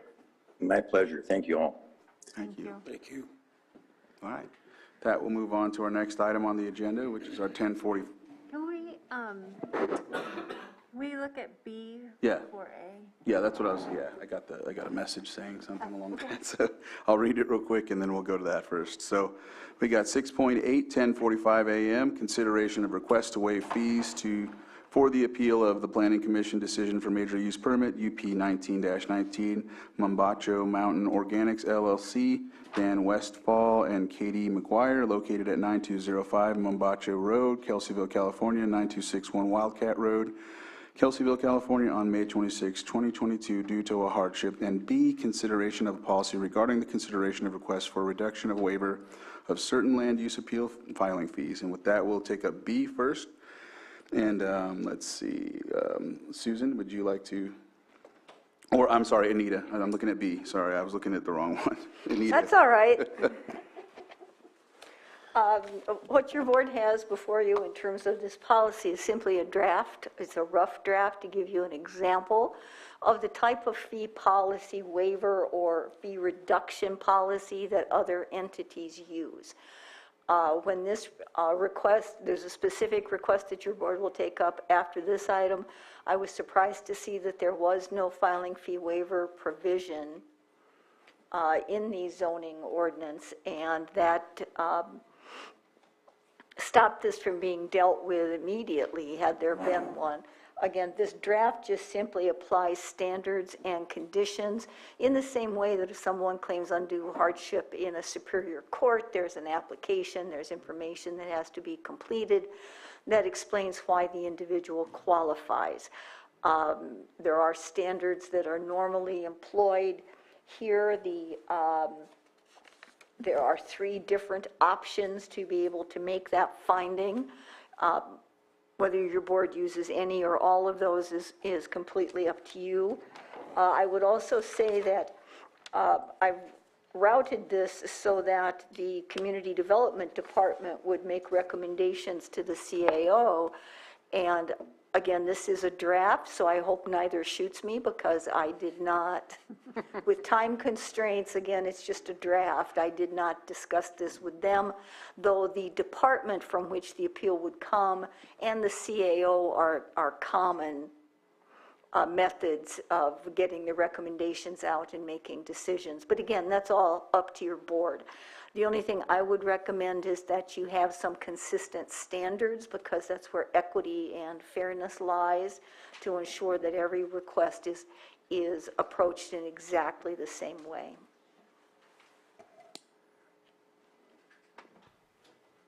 All right, any comments? Susan? Oh. Yeah. I was just going to wait to hear if the board had any comments before I speak. No, go ahead and speak, yeah. So you have in front of you the application, the appeal that was submitted by Joan Moss. We haven't really conferred too much on this because it was such a short turnaround. My recommendation to the board, if you see fit, is to allow myself and Director Darby to meet and confer and speak to this a little bit more, with your comments to incorporate into a policy if you so choose to adopt a waiver fees. That's all I had. Supervisor Sabatier? So I know that there's a difference in how you go about appeals when it's a minor use or a major use. I know that there's a lot of time that goes into a major use in the public notification. I'm just wondering legally, so my question is for Ms. Grant, would it be possible, if the fee is waived, to go through the same similar process as the minor use, which is kind of like a meeting with staff and figuring out if, because sometimes it's misunderstandings, which in my opinion, that's what I think we're looking at in here. Sometimes it's misunderstandings, and so if we're waiving a fee and we're asking for staff to put in, I don't know, 20 hours, 40 hours, whatever it is, plus whatever expenses it requires to be able to notify and post all these things, just wondering if there's if legally we can use a route that is available but that is not part of the major use, it's more of the route that we would use for the minor use. I think the answer is no, but I thought I would ask. If I understand you correctly, that would likely be inadvisable just because the scale adjusts, and what is fair for everyone, I would suggest, is to have standards. Circumstances will be different for each applicant, but the standards against which the determination is made should be relatively the same. As I said, I provided 3 different options for this prove-up. That's what I saw in a number of jurisdictions. Again, for the ones that allow waivers or fee reductions for appeals, many do not. Many allow for fee waivers of many other things, but don't allow for this. Others require the payment of fees be made and then the waiver issue be taken up after the fact. Here, with regard to this individual appeal, we conferred and determined that it was fair to allow the appeal just to preserve the timeliness of the appeal while this issue came to your board, because again, there is no existing written standard. So the answer was not advisable, which is what I thought, but I thought I'd ask just to see. But if we're going to do this, I would say that we need a limitation of distance from the project, because right now it could be somebody all the way across the other side of Lake County that would be submitting it, since there's no distance criteria. And I know that, for example, the summary abatements that we do, which utilizes tax dollars to be able to provide that service, is approved by the district supervisor to say, yes, this is something that requires a summary abatement, let's go ahead and move forward on it. Just as an option that maybe that district supervisor would be in favor of moving forward and supporting that the appeal does move forward and receive the waiver. You mean doing this similar to a summary abatement? No, just those two criterias, because if you're going to waive the cost of the appeal cost, that if it's whatever district it's in, that supervisor supports that waiving of the fees moves forward, and also that it's limited in distance from where that project is. All right, Supervisor Pyska. Yeah, so I think the policy is important. This is an equity issue, especially in a county like ours. But it also leaves open the possibility for abuse. And so I don't know if a partial fee is the better thing to do. But there does need to be some way to vet. And it sounds like there's going to be a conversation that happens, and so that needs to be embedded in the policy too. And then maybe the supervisor has the final sign off after it's been vetted. I don't know, but some process needs to be in place. Ms. Grant? The only thing I would suggest when it comes to fee waivers, it's an uncomfortable position for an individual board member to be in, to have the final say I was just going to say. on a waiver. The whole point of the policy, I think, would be to have very objective, concrete standards that are applied across the board. Now, there's nothing wrong with getting the supervisor's opinion, certainly, but you might want to be careful how you couch that. This policy was drafted for land use decisions, which contemplates, appeals to the Planning Commission or appeals to the board, but perhaps that's not as clear as it could be. It's certainly, again, it's simply a draft and talking points to see how your board wants to proceed and what standards you wish to employ.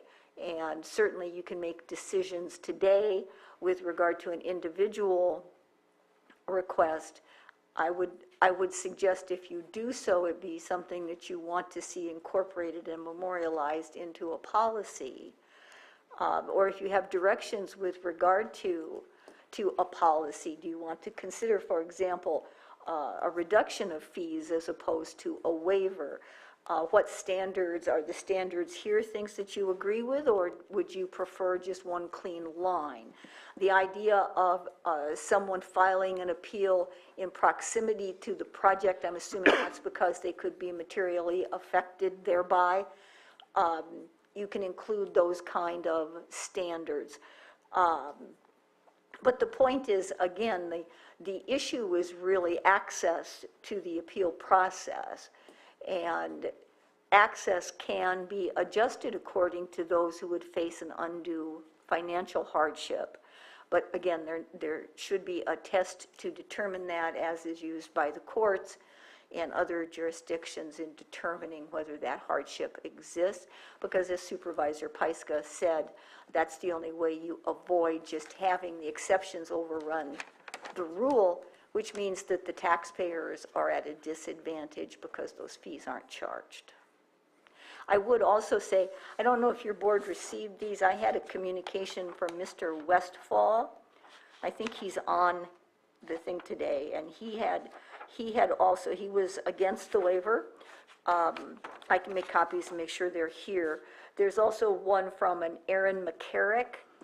You got that one? Yeah, okay. Yes.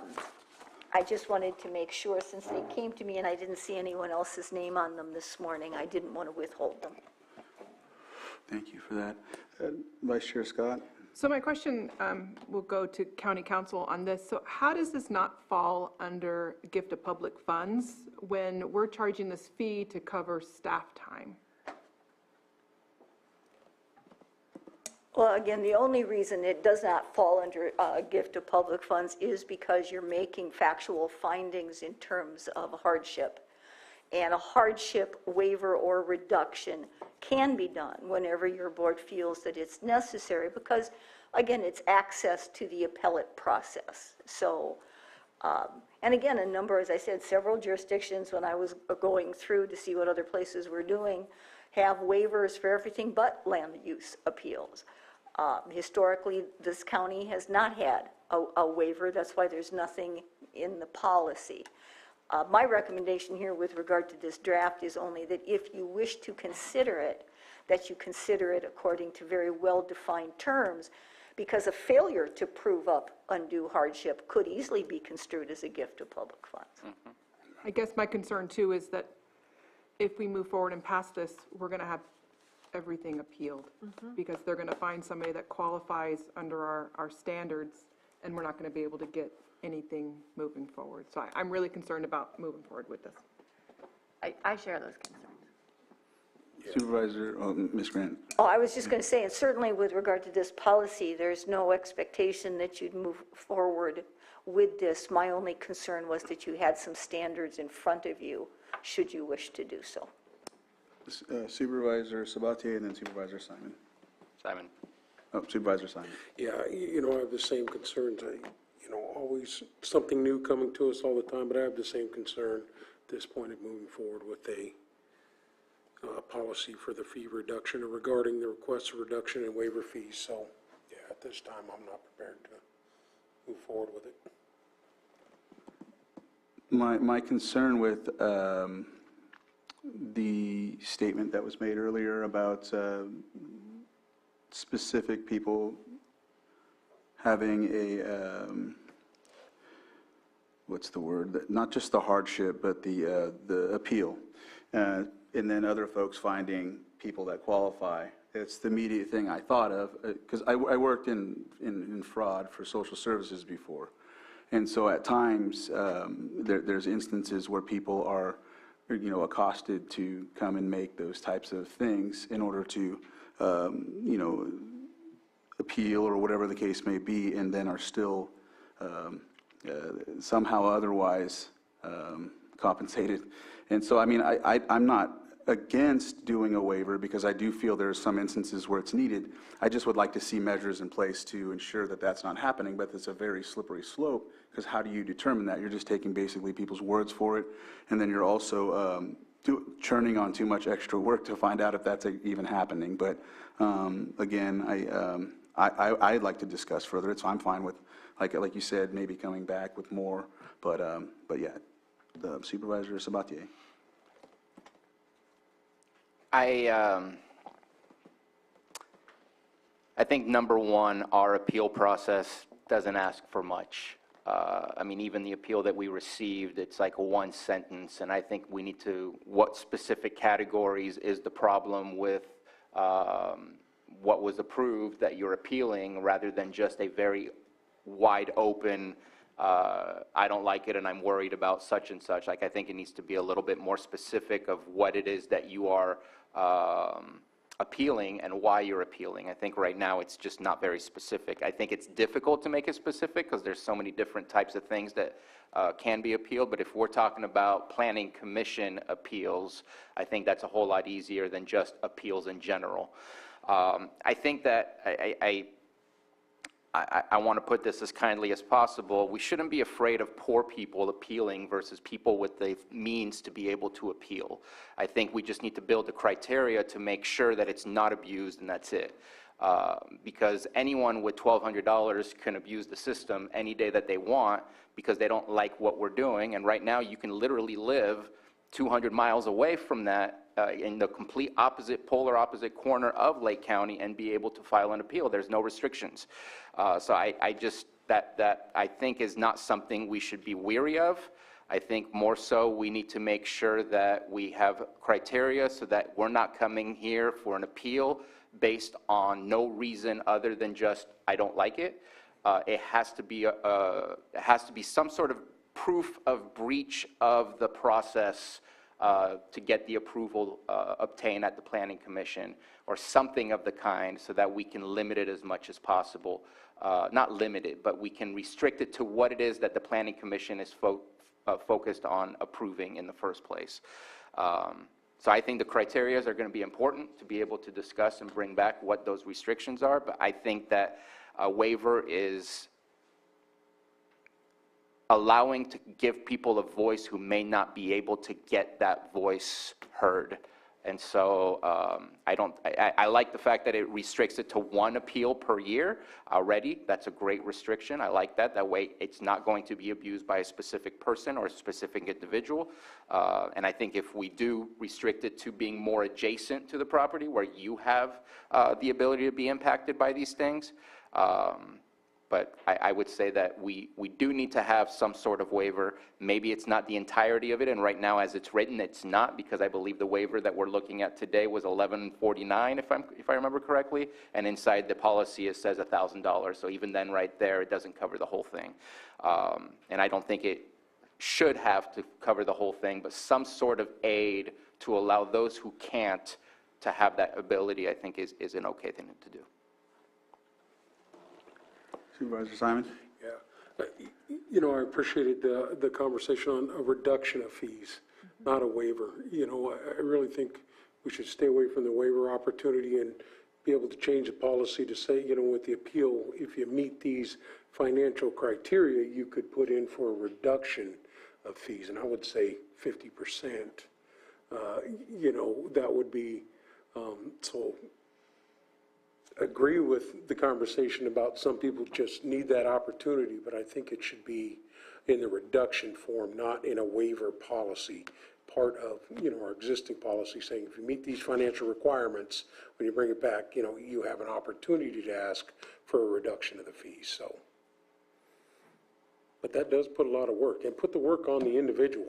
You need to provide your tax return, you need to provide this, this, and this, so our folks aren't adding that extra work. I mean, they're already overtaxed and, you know, working hard to get the thing through and just given that opportunity. So that's my thoughts. I think we stay away from the waiver and go for a reduction of fees if you meet these financial requirements, and we can, you know, get there where we, you know, giving that opportunity. Yeah, that, I was also thinking the 50% reduction because, you know, it is still, it can be difficult for some people to come up with those funds, but that's the time that you coordinate with your neighbor or you find other people that feel the same way. But, you know, the whole reason we have the fees is to make sure that, you know, people have some skin in the game and that they're not just arbitrarily creating a lot of work for staff. But with the fee waiver process, it seems like the claim, the appeal needs to be substantiated also. So I don't know what that process looks like, if that's a meeting with that department head. Can we not do that? Well, you can put certain general criteria around the appeal, but you have to be careful that you're not controlling the content of the appeal itself. Because even if at first glance someone might say, well, that doesn't look like a very good issue on appeal, if it's within the parameters of what can be appealed. And it may be better for your board to consider defining that in terms of this is the, for any land use matter, the appeal, for example, of a planning commission decision has to be based upon the decision actually made of the planning commission in the course of its hearing, or something to that effect. But to be terribly specific would be looking at these appeals as a content-based type restriction. And while your board can certainly have the matter before you quasi-judicially and make those determinations, I don't know that they can be stopped before they get to you. Okay. And this is why I offered that the district supervisor have some sort of say in it, and I think that saying yes to doing a summary abatement is expending tax dollars. Saying yes to a fee reduction or a waiver is also kind of the same thing in the long run, so I'm not sure where it puts a supervisor in a stranger scenario than making a final decision.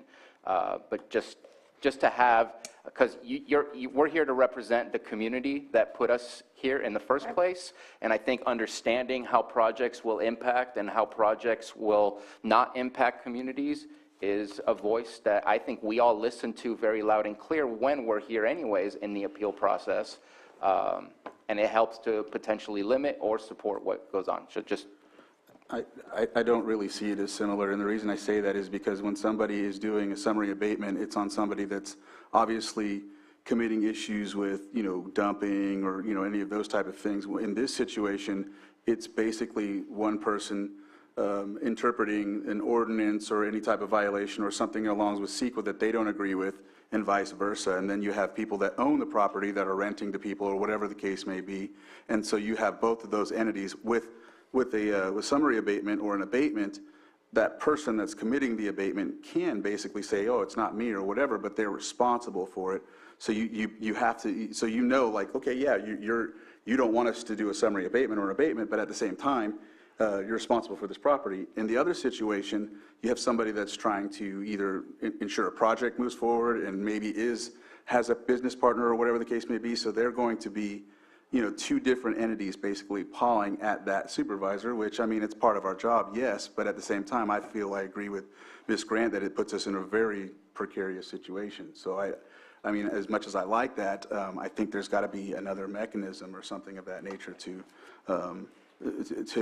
grant what you're talking about, if that makes sense. Ms. Grant? Yes, I would just say that again, when your board hears a land use appeal, you're sitting quasi-judicially. So to make a decision about the efficacy of an appeal prior to the appeal coming before you as a body, in a summary abatement, your one board member is weighing in on action that can be taken in an emergency circumstance.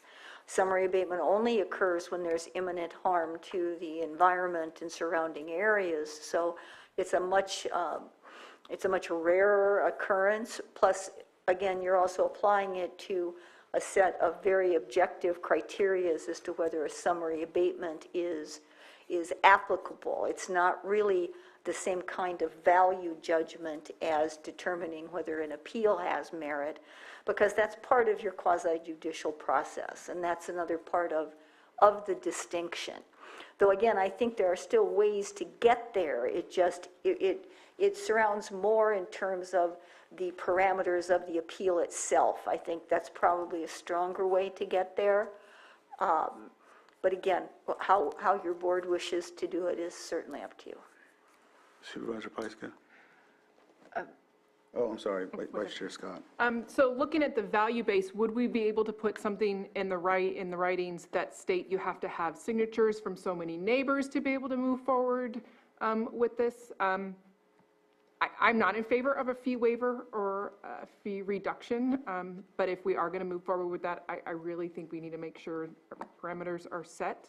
There was something else I was going to say, but I would like, would we be able to do that? Have signatures of neighbors so you have at least other people on board saying that, yes, they agree with this, or would that not be something we'd be able to do?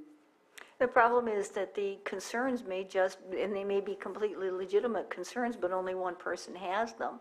The geography, locations, et cetera, there may be only one person affected. And again, it's,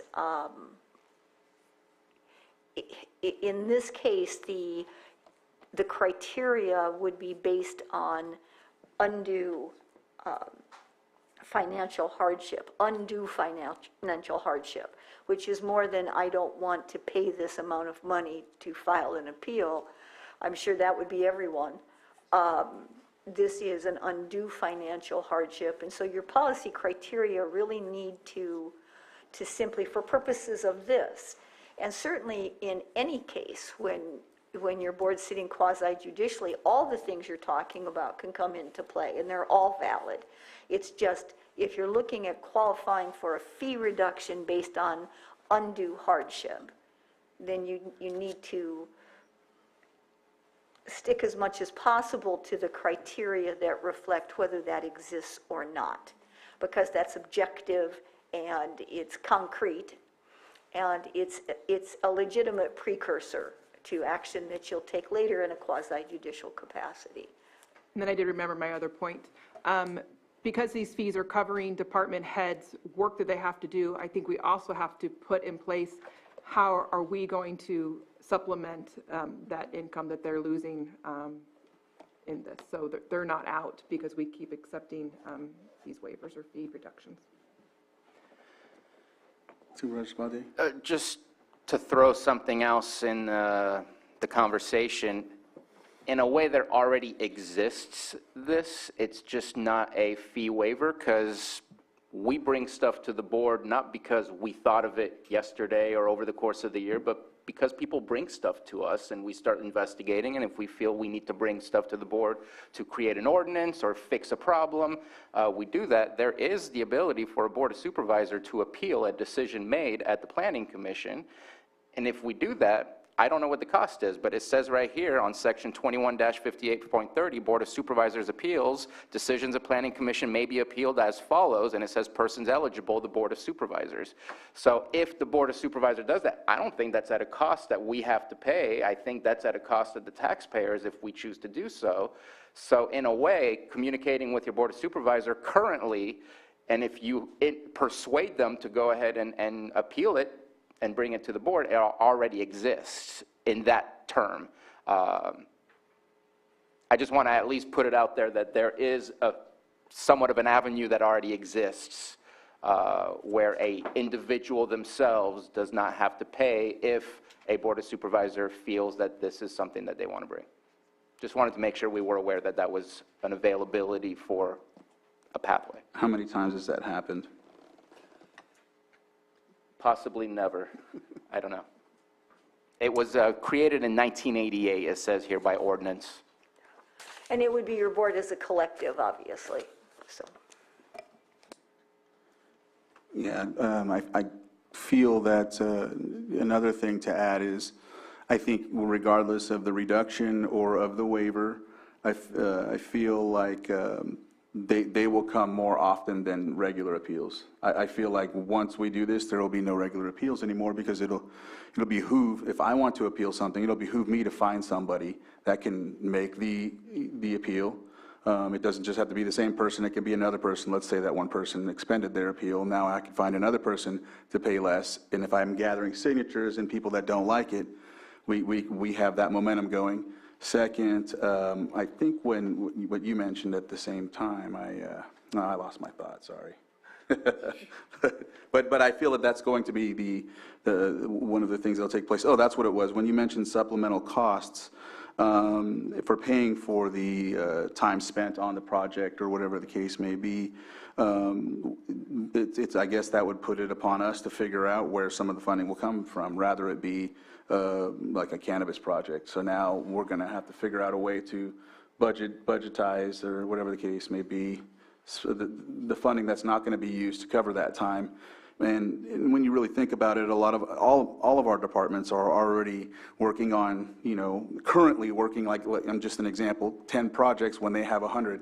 And so when an appeal takes place like this, there are some people that are savvy to that and understand that by burdening the county more, it gets them faster to what they want, rather than other projects being done as well. So there's initiatives to ensure that, our processes are slowed down, and I think this kind of gives advantage to that. So it's important that we look through the policy, and I'm not against any of the ideas. I think we need more time to craft this, if that makes sense. Supervisor Pyska? Well, a lot of our appeals come to us as collaborations with neighbors where they're sharing the fees. And when you split the fee by 3 or 4 or 5 people, it's not unsurmountable. And that gives more buy-in to the need for the appeal. I don't know where I am with this right now, because it's very difficult. We have a lot of disadvantaged people in our community, and I don't want them to lose their voice. But I do think that I don't agree with a fee reduction or a fee elimination at all. I'm not sure where I am with the reduction. But I think if there is a big enough issue, you can reach out to your other neighbors, and if all of your neighbors agree, then you can work on it together. But tightening up the appeal criteria, I think, is critical, either way we go. I remembered the disadvantaged community was the main thing. Like you said, there's 30,000, just thinking of other than the numbers that were given to us, 30,000 out of 65,000 are eligible for Medi-Cal and whatnot. And then we're in a county that has a lot of hardships as it is when you think about it, whether it be drought, fire, or any other emergency declarations that we have. And so that is also subjective to whoever's appealing. I mean, if I'm a person that is affected by the drought and I'm a farmer or something of that nature, I would feel like I would deserve some sort of hardship for the appeal as well. And if we're making these types of changes to our ordinances or whatever the case may be, policies, I feel that that's going to continue, because I've heard them before when they've come, is we feel that there should be a waiver or whatever the case may be. So I just wanted to add that, just to state it, because I've heard it been talked about. So, like, again, I think working on this a little further would help. Oh, Moke, I'm sorry. I didn't see your pen up. Yeah, good discussion today, obviously, but, the more we talk about it is the waiver or the reduction of the fees. I just have a real concern that it's going to move to something. We've all been approached of, I don't want to pay these fees at community development. Whether it's road impact fees or, all of these things. And the more conversation we have about it today, appreciate the reading of the ordinance from 1988. Have the ability as a Board of Supervisors, we feel like, hey, Planning Commission didn't do something right, and we can bring it here and have that discussion. I think it's already there. But if a board member is not prepared to do that, then we move forward. So, yeah, obviously, I do not agree with the waiver and even the reduction. I just think we'd be moving in the wrong direction at this point. So, after the discussion today, I'm going to change my position. I'm not prepared to move forward with either. And I don't think anything that comes back would change my mind at this point. I think, too, just to clarify what was read, can you read that again, Supervisor Sabatier? Because, got rid of it. Sorry. The reason why is because following this meeting, I guarantee each one of us are going to get that request from here forward. So what are the limitations on it? What does that look like? And it hasn't happened before. So. I would have to look at the actual ordinance itself. Ms. Grant has it, I think. Yeah, I do. If you're talking about decisions of the Planning Commission may be appealed as follows, 58.31 of the zoning ordinance.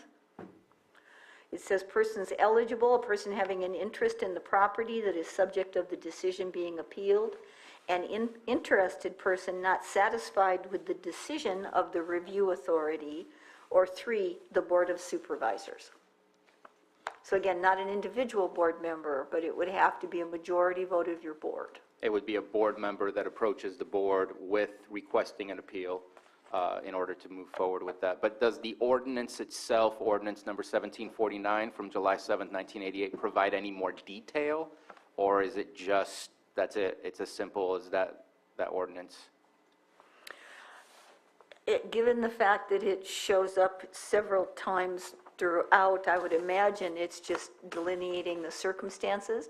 I haven't pulled the ordinance. I apologize, I didn't anticipate a legislative review, but I'm happy to do that. I just hadn't anticipated it. But again, these are the decisions, and you'll see the person's eligible for appeal right now under number 2, any interested person not satisfied with the decision of the review authority. So that's a relatively broad category, but the lack of satisfaction with the decision is essentially the basis of an appeal. It's up to your board sitting quasi-judicially once the appeal comes to you to see if those are if those dissatisfactions have any legal basis that would require a different decision. Again, because you sit quasi-judicially in that capacity, you can't preform those notions. And I think I bring up what I did is because lately there have been a lot of projects that have taken place in my district that either the town councils or a majority of them are not in agreement with.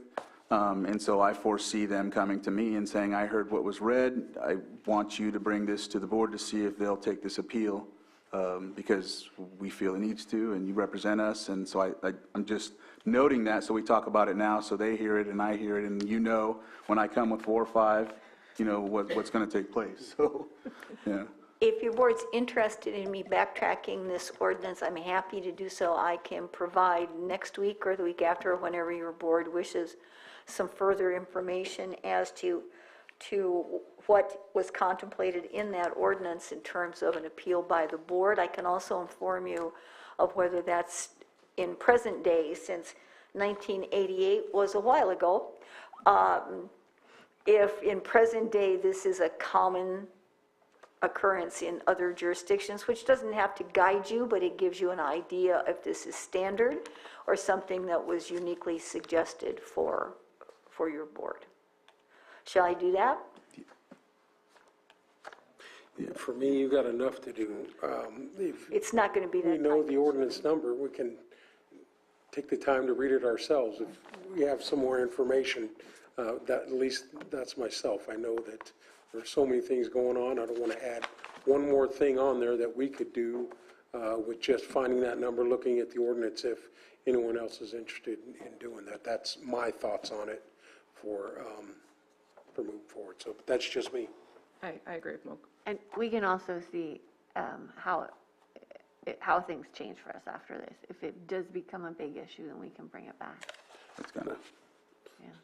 I don't know about everybody else, but they're constantly, you know, that's part of the decisions we make as a board, whether to bring an item here to be discussed, you know, by the entire board or not. Just because you're asked doesn't mean you need to look at the merits and see where it's at. Not just, this is what I want, and you do it. You know, you need to look at it, take into consideration of everything that's compounded. So we get that every day. Probably got emails today on what needs to be done. So, It's like tug of war. yeah. And so what does that process look like from like here forward if something is brought to one of us supervisors? Do we meet with Susan to determine that? Do we bring it here and to go from, because again, I think you mentioned that if you bring it, it kind of, you know, I'm just a little confused about that process. Well, yeah, and it's not very well fleshed out. That's why, again, this is going to take me an hour. It's not going to be, I can flesh this out for you, and I appreciate very much your concern about my time. This will not be a significant expenditure of time. I would appreciate it. But it's, again, it's up to you. As far as the process, what I would say if you don't want to do that is you'd have to look to the language of the statute to see whether there is any procedure that was included in the ordinance. That's probably doubtful, because if there was a procedure to follow, it likely would show up somewhere, either via resolution or in the body of the ordinance itself. Yeah. And the ordinance appears to have been made part of the zoning ordinance, so I would assume it's covered everything. But that's only an assumption. The process to bring it would be for, I would assume, one board member. A process, let me say, not the process, but a process to bring it to you would be a board member who believes that there are issues with the decision of the Planning Commission in regard to a particular decision, and that board member would solicit the support of a majority of your board to actually do the appeal. The part that's very unclear is to whom. If your board is the appellant, then to whom is the appeal made? Right. And that's the part that is a legal issue. Supervisor Valentine. And if there is board direction to continue looking at what this policy would look like, that my suggestion is just add on top of that when it comes back to us, if we can just get a copy of that ordinance, that way it's public. The public can review it, and I'm sure we can even get it earlier if we really wanted to take a look at it. But that way there's no need to seek it out and give us an interpretation, we can have that discussion when the other part comes back, if that's the decision of the board to do so today. And I would assume that the appeal would come to you, but you'd raise the issues, and then your board, sitting as the appellate, well, in this case, of course, it's de novo, so you would just take issue with the decision, and then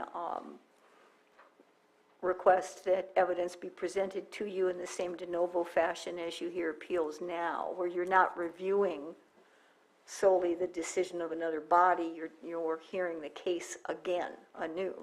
So that's probably how that would be contemplated to work. In my mind, for some reason, I see it as when we ask for an extra item, like you just really stick to the basic concept of saying, do you want to see the appeal, but without discussing the appeal, and then afterwards, eventually it comes back. That's Okay, that helps. All right. So is there any other conversation on this that we need to have? So we'll go, so I know that I see someone raising their hand. Should I open up that public input for that, or? Are we only on Part A or Part B? We're or on are Part we- B still, but do you want to speak to Part B, or do you want to speak to the whole thing? I want to speak to the whole thing. I want 3 minutes, that's all. I want to hand you what I recently did. And that way your consciences will be clear. All right. It's good to have that All right, clear. so come on up and speak your 3 minutes. Yeah.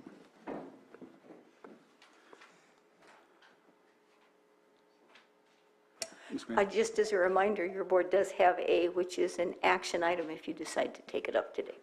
Right. Okay.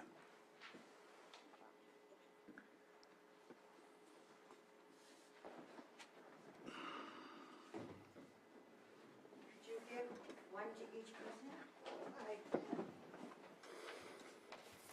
I really appreciate being able to speak and showing you this, because it might ease your consciences.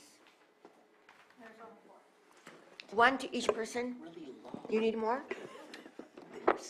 And so, Joan, so right now we're speaking to the fact that if we're going to consider the item, and we're talking about the ordinance or the policy regarding the consideration. Exactly. We're not exactly. talking about the full, No, the A yet. we're so- not having the appeal itself. With liberty and justice for all, I believe these words were meant for everybody, the rich and the poor. I filed an appeal, and that appeal involves water. You need to know I consulted the sheriff of Lake County, who is the OES director and the director of the Declaration of Drought Conditions. He interviewed me over the phone, and the day before he returned my call, I handed him a note. I have a drought-related emergency and documents related to the proposed increase the use of water by my neighbors that threatens my well, and I am being denied an appeal in front of the Board of Supervisors because of my low income. I cannot afford the filing fee of $1,000. The sheriff sent me to the water resources engineer, and he already has my documents. These are documents that I've found since the last time the Planning Commission met, and I can prove that these things are true. But I want you to know that the sheriff did not ask me for $1,000 before he told me to go talk to the water resources engineers. So I just want you to know that there's other people around who can help me. NCO granted me $250 because I was evacuated during the Valley Fire. I qualified for a low-income loan from NCO. I've been beating the bushes. I appreciate your concern.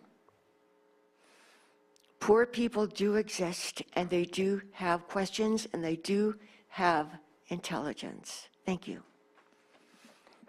Thank you, Joan. If you don't mind, I'd like to make a correction. In fact, I've got a couple of emails. Some of them, I think, went to state members and potentially federal representatives as well. You have not been denied an appeal. That's what we're actually discussing today. I think that you were given a conditional approval of the appeal until the decision is made. And unfortunately, I've seen, and right here I have it in writing, that I am being denied an appeal, and at this point, no decision has been made, and so that is incorrect. I just want to make sure and clarify that. All right, so I have two people raising their hands online. Let's see, we'll start with, And just for clarification, right now what we're talking about is whether or not we're going to do a policy. That's what we're talking about right now, correct? We were on B, yeah. yes, we were on We're B first, right? yes. All we're talking about is whether or not we're going to move forward with a policy for a waiver or reduction. Right, Okay, just yeah, want to no, clarify thank you for that. That's what I reminded Joan as well.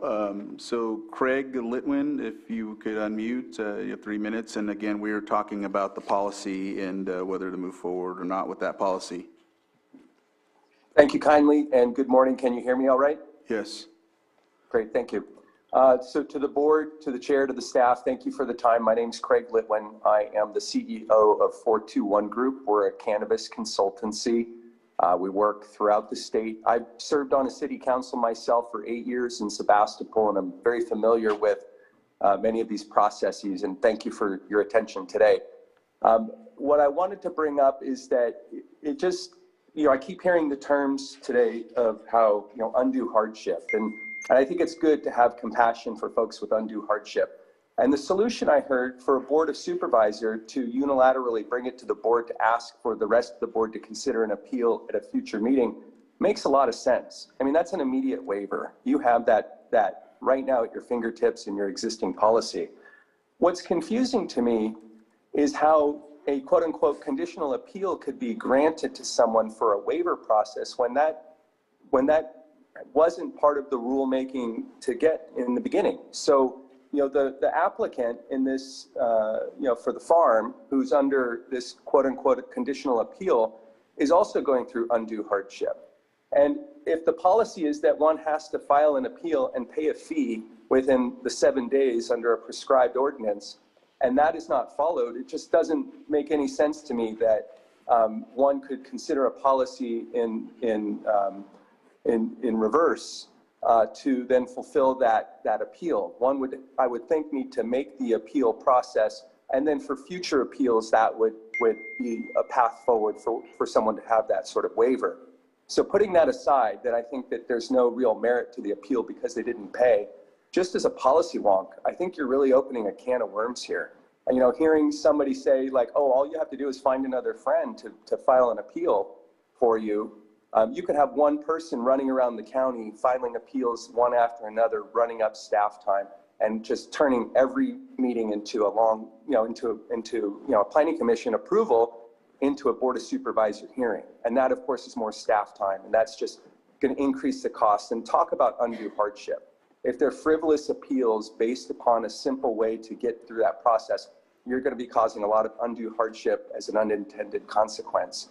So again, I really think it's good that you look how to help people who are hard off to appeal. You have that in front of you with the supervisor who could unilaterally bring it forward and ask the board for that permission. And again, thank you for your time today. I yield the rest of my time. Thank you. Dan Westfall.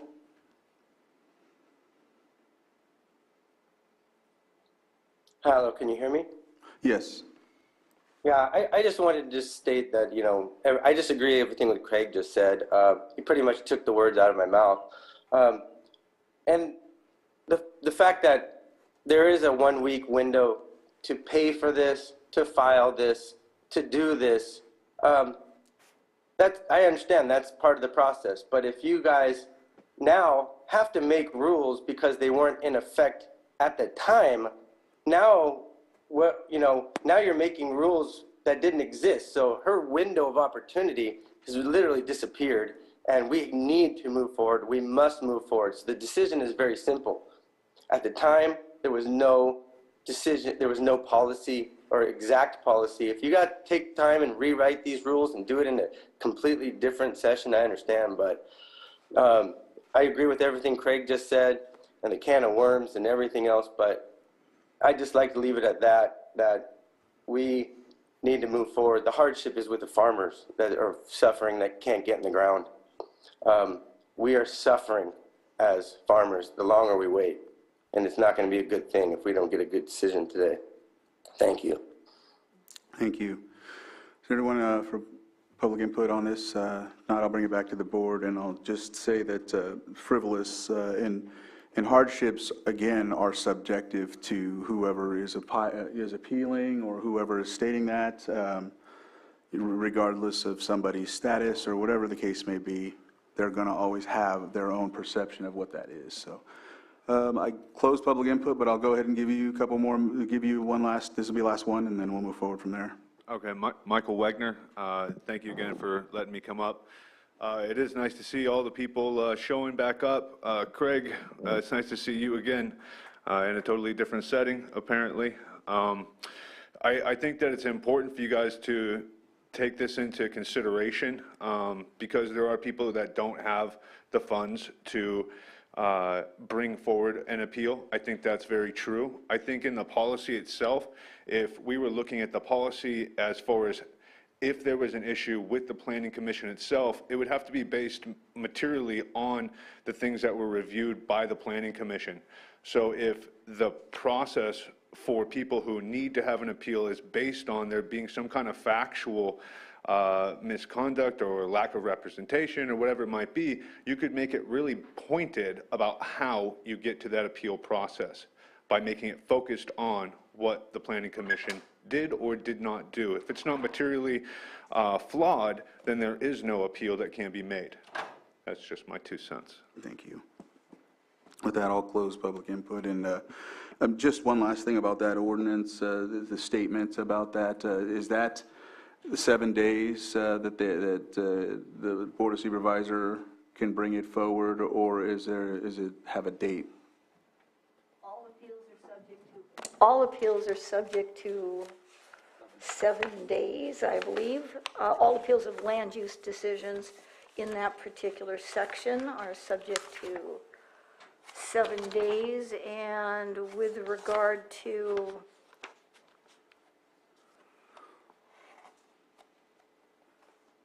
this, an appeal to the supervisor, it's also 7 days. Okay, so that right there takes care of some that have already possibly expired, that people will, once we have that more lined out. But that was the thing I assumed. I didn't see it up front, but I thought maybe that one was more of an open appealing time frame where someone can come for something that happened a while back and bring it to the supervisor to appeal. But now that states 7 days, they'll have that same time frame to do.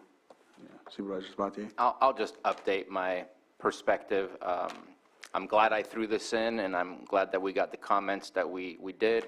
I think we make decisions to support or not support things every single day, and I think there's already an avenue for a way for somebody to request our support, and whether we give it to them or not is going to be up to us.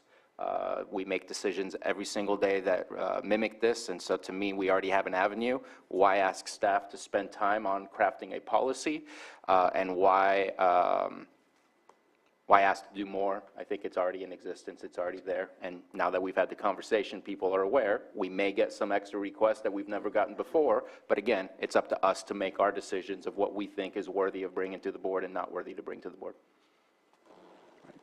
So with that, are we moving forward with any of the discussion that we had about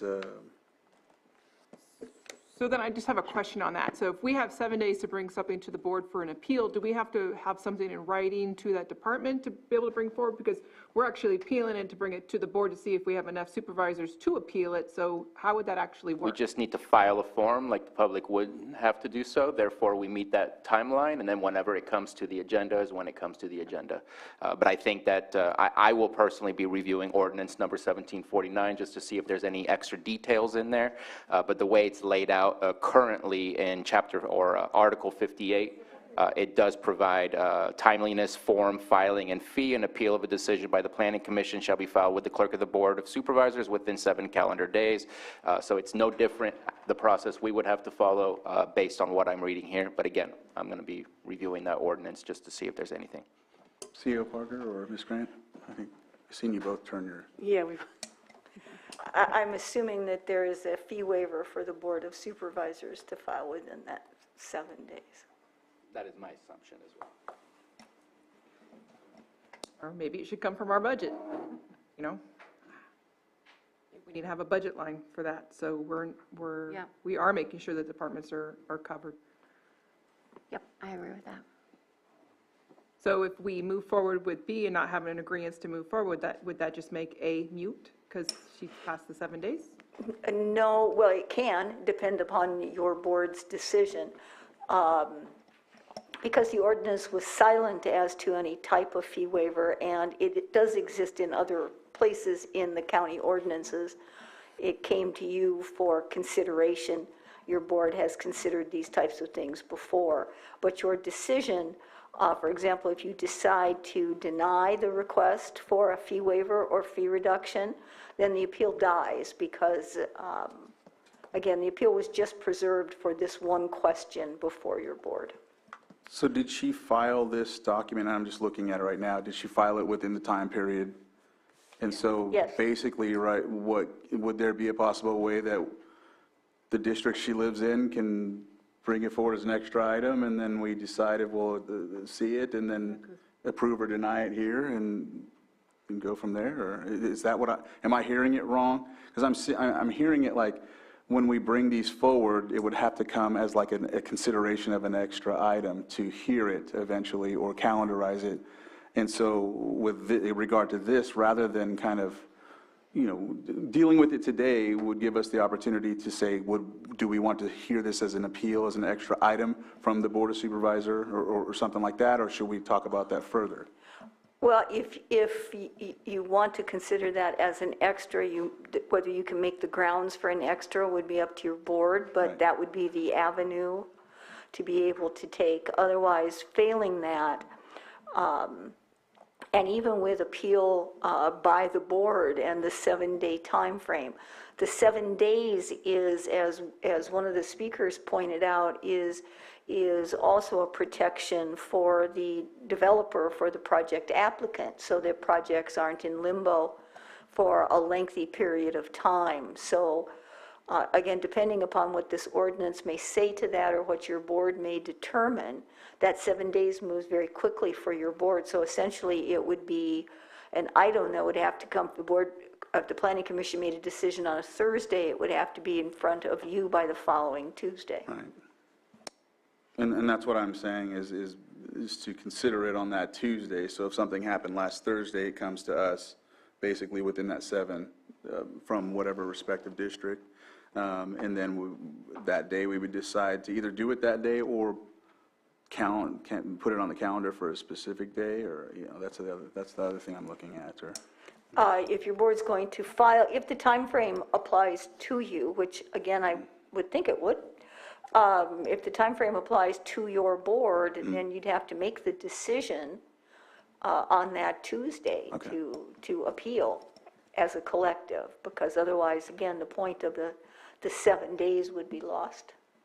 Supervisors, about the... And I apologize, I'm going to disagree with Ms. Grant, because you have 7 days, decisions are made on Thursday, you can have till next Wednesday to be able to file that, so it doesn't have to be an extra item on Tuesday. As long as you file your application for the appeal, it doesn't have to be an extra item, or it could come 2 weeks later if the agenda is full. As long as the filing is completed, then it can come to the board to see if it will be taken up as an appeal.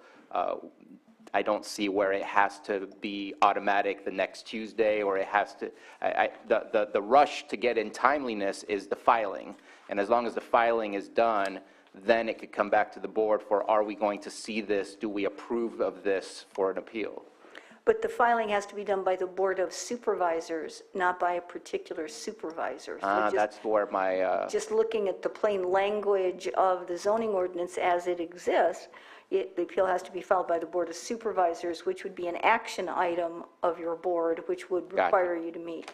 I was thinking the filing was done by an individual, and then it would come to the board for figuring out if we want to see the appeal, and then it would come back as an actual appeal. So It would be conditional. Perhaps there's something in that ordinance that speaks to it, but absent that, the plain language of the zoning ordinance says Board of Supervisors. okay, I apologize. All right. So I think it's pretty clear where we're going with this now, right? I think we're on the same page there. I have a question on A when you get to it. A? A, Oh, okay. part A. Oh, we haven't taken A. Yeah, so with B, in regard to B, are we considering this policy? And then from what I'm understanding, there's folks that are not ready to move forward with this, and we feel that basically it's already covered in another capacity. So B, I will end that topic of discussion and move to A, in that I've read it already, so we know that I'll give the floor to Susan Parker. Again, this was submitted for your board's consideration. Do you want the background on the conditional application? She already reviewed it earlier. And we just need to know, should this board decide to hear the appeal, not hear the appeal, but grant the waiver of fees? So my question on that, since we have decided on B that we're not going to move forward with that, should we give this applicant a period of time, like 24 hours, now that we've decided that we're not going to do the fee waivers, give her the opportunity to be able to pay those fees within 24 hours? Or does it die? I mean, how does that work? Because she was thinking that she might get a fee waiver. She doesn't look like she's going to get it. Do we give her that time to pay it? I'm just put it out there. If she can pay it, she should have paid it when the opportunity of the 7 days was there. So I think it would be weird if she could pay it today but couldn't pay it when she submitted. I don't, that to me is. Ms. Grant? I believe, and the CAO can certainly correct me if I'm wrong, but the appeal was accepted as timely filed, but only if the board approved and appropriately filed, but only if the board approved a fee waiver. So the risk there is borne by the person making the appeal. Yes. Yes. And so that's kind of why I asked earlier, like in a situation in regard to A, and I should have said that as A, and you asked, are we going to consider it, right? And that was like my question, the crux of my question was that with that, could we now entertain an extra item to consider it, and that would be the same pathway that we would take with that. So like, let's say that it was my district, and I says, okay, I do want to hear it today, and then we would say, well, no, let's see if everyone else wants to consider it as an extra item, and if they didn't, then it would just go. It would be, does that make sense? Am I hearing it correctly? Am I interpreting that? Yeah, I'm getting what you're saying. I understand what you're saying, but that avenue was always available and is clearly easily found on our website as well. And that is not the avenue that was taken. And I think that because of that, we have what we have, and I don't know that we can circumvent or maneuver and take an off-ramp for something else. Okay. That's my personal opinion. All right. And so I guess what I'll do is, any other questions on this before I open to the public so they can? Well, I guess my comment on that, I guess any supervisor can bring up an extra item if they believe it's necessary to bring up an extra item, and it would be this board to decide if we want to bring that extra item and go forward with it or not. So one individual board member could ask for an extra item to be brought to get this appeal moved forward, but it would take 3 votes to be able to have that extra item put on. Or four. Because it's an extra item. So it is still a possibility, but. Again, I wanted that to be clear because you're going to see that happen from here forward. So, all right, is there any other questions? Or that made it clear, more clear for what I was asking and what direction we would take and what I wanted to be heard as well. So thank you. Supervisor Sabatier? And just to make myself clear, I do not want to move forward with the waiving. Okay.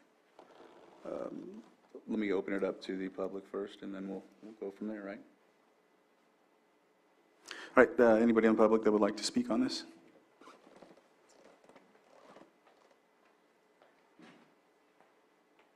Good morning. My name is Trey Sherrill. I was the consultant working on the Mombacho Mountain Organics major use permit application. I just wanted to provide some context to the board about the reason for the appeal. After the hearing, I spoke to Ms. Moss for about 20 minutes. I thought I was able to answer all of her questions. The appeal filing was a surprise to us. the issue here is that the well on her property is an unpermitted well, and therefore we don't have any information publicly available on the well. We queried both the Department of Water Resources and the County Environmental Health Department to determine any information on the well on the property, and there's just nothing out there. And so for that reason, the only way for us to determine if there are any potential impacts from my client's well and use of water from their well to Ms. Moss's well would be for her to grant us access onto her property. Then we would need to remove her well pump and then do a proper inspection of the well to gather the information necessary. So if you granted this appeal. What we're talking about today is a waiver, so that's all we're talking about. Yeah, I want to clarify that, Mr. Chair.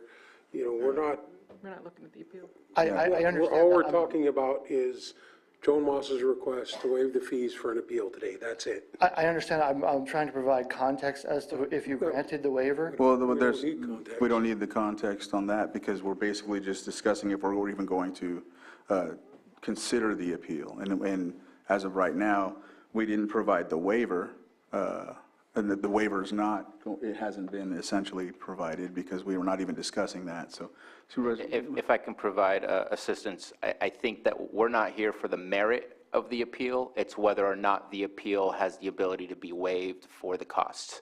Okay. And I believe that you're talking specifically to the merit of the appeal. I think it's, I was just trying to provide context on if we could even make, if the appeal were to happen, if we could even satisfy. Right, and if that was the case, then we would want to take what you're talking about right now. So. And then I guess speaking to a waiver, it's just, as you kind of said, there's going to be a lot of these requests. If this one goes forward, I believe it would set precedent, Right. and we would see a lot more. And that was what was discussed in B, so we're good to go.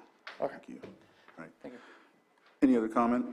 And thank you for that, for helping me with that, Supervisor Simon. I didn't want to get off track. Yeah, no, and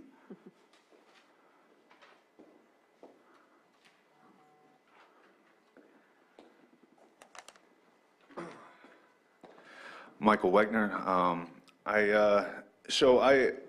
I wind up in kind of a different position than usual for most of these meetings. For me today, I think it's important that people like Ms. Moss, who maybe don't totally understand the things that are going on, let alone have the financial ability to deal with them, still get taken care of. So, Ms. Moss came to me. Obviously, I'm on a totally different side of the street, typically, in these types of scenarios. And she had brought a lot of things forward that are, water, volumes of water, things like that. And all of that, I really kind of tried to help her understand how that's already been understood. It's already been contemplated by the Board of Commissioners or by the Planning Commission and kind of irrelevant at this point.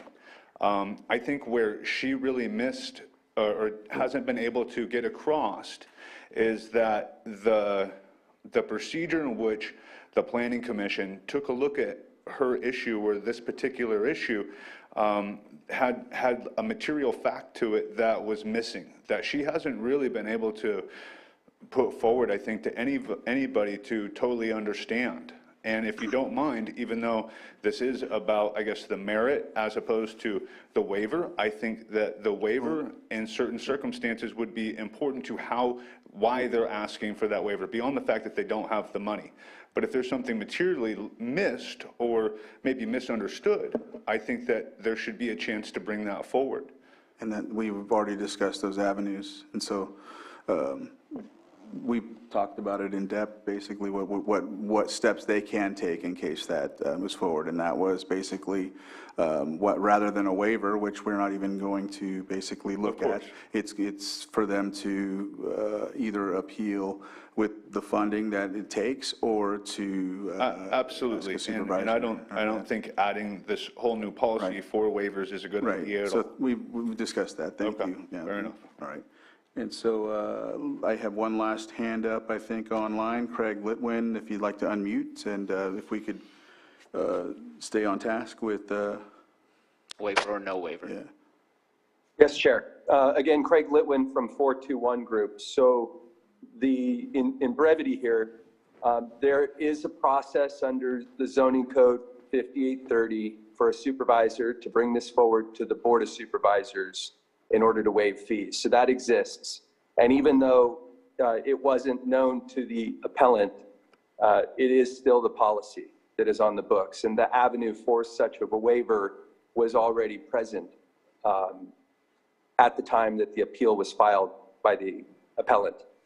So creating a precedent where you're granting a one-off fee waiver, even though you have a policy in place that provides for an avenue for that to happen, really just kind of moves in the wrong direction from a policy perspective. You're creating an exception to the rule for a single individual versus having rules on the books which already exist and can be pointed to. Thank you. Thank you. So with that, we'll close public input. Thank you, Craig, for your insight. And so I'll bring it back to the board, and we'll see where we go from here.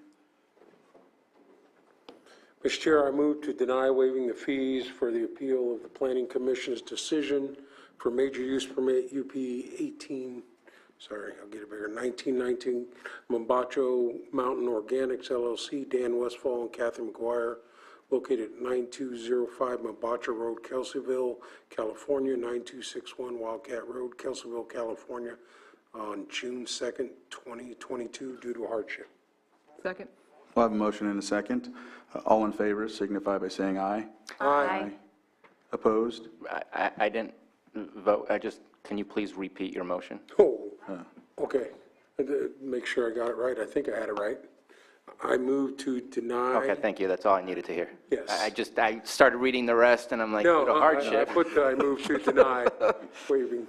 So aye is my vote on that. I just wanted to make sure. Thank you. Sorry about that. Yeah, that's all right. All right, so any noes? All right, motion carries. So with that, we are at 12 o'clock, so I think it'd be a good time if anybody wants to push forward, or if we want to move to a lunch break. I think we have some good conversations coming up, so I think it'll take some time. All right, so we'll go ahead and take a lunch break and come back at 1 p.m.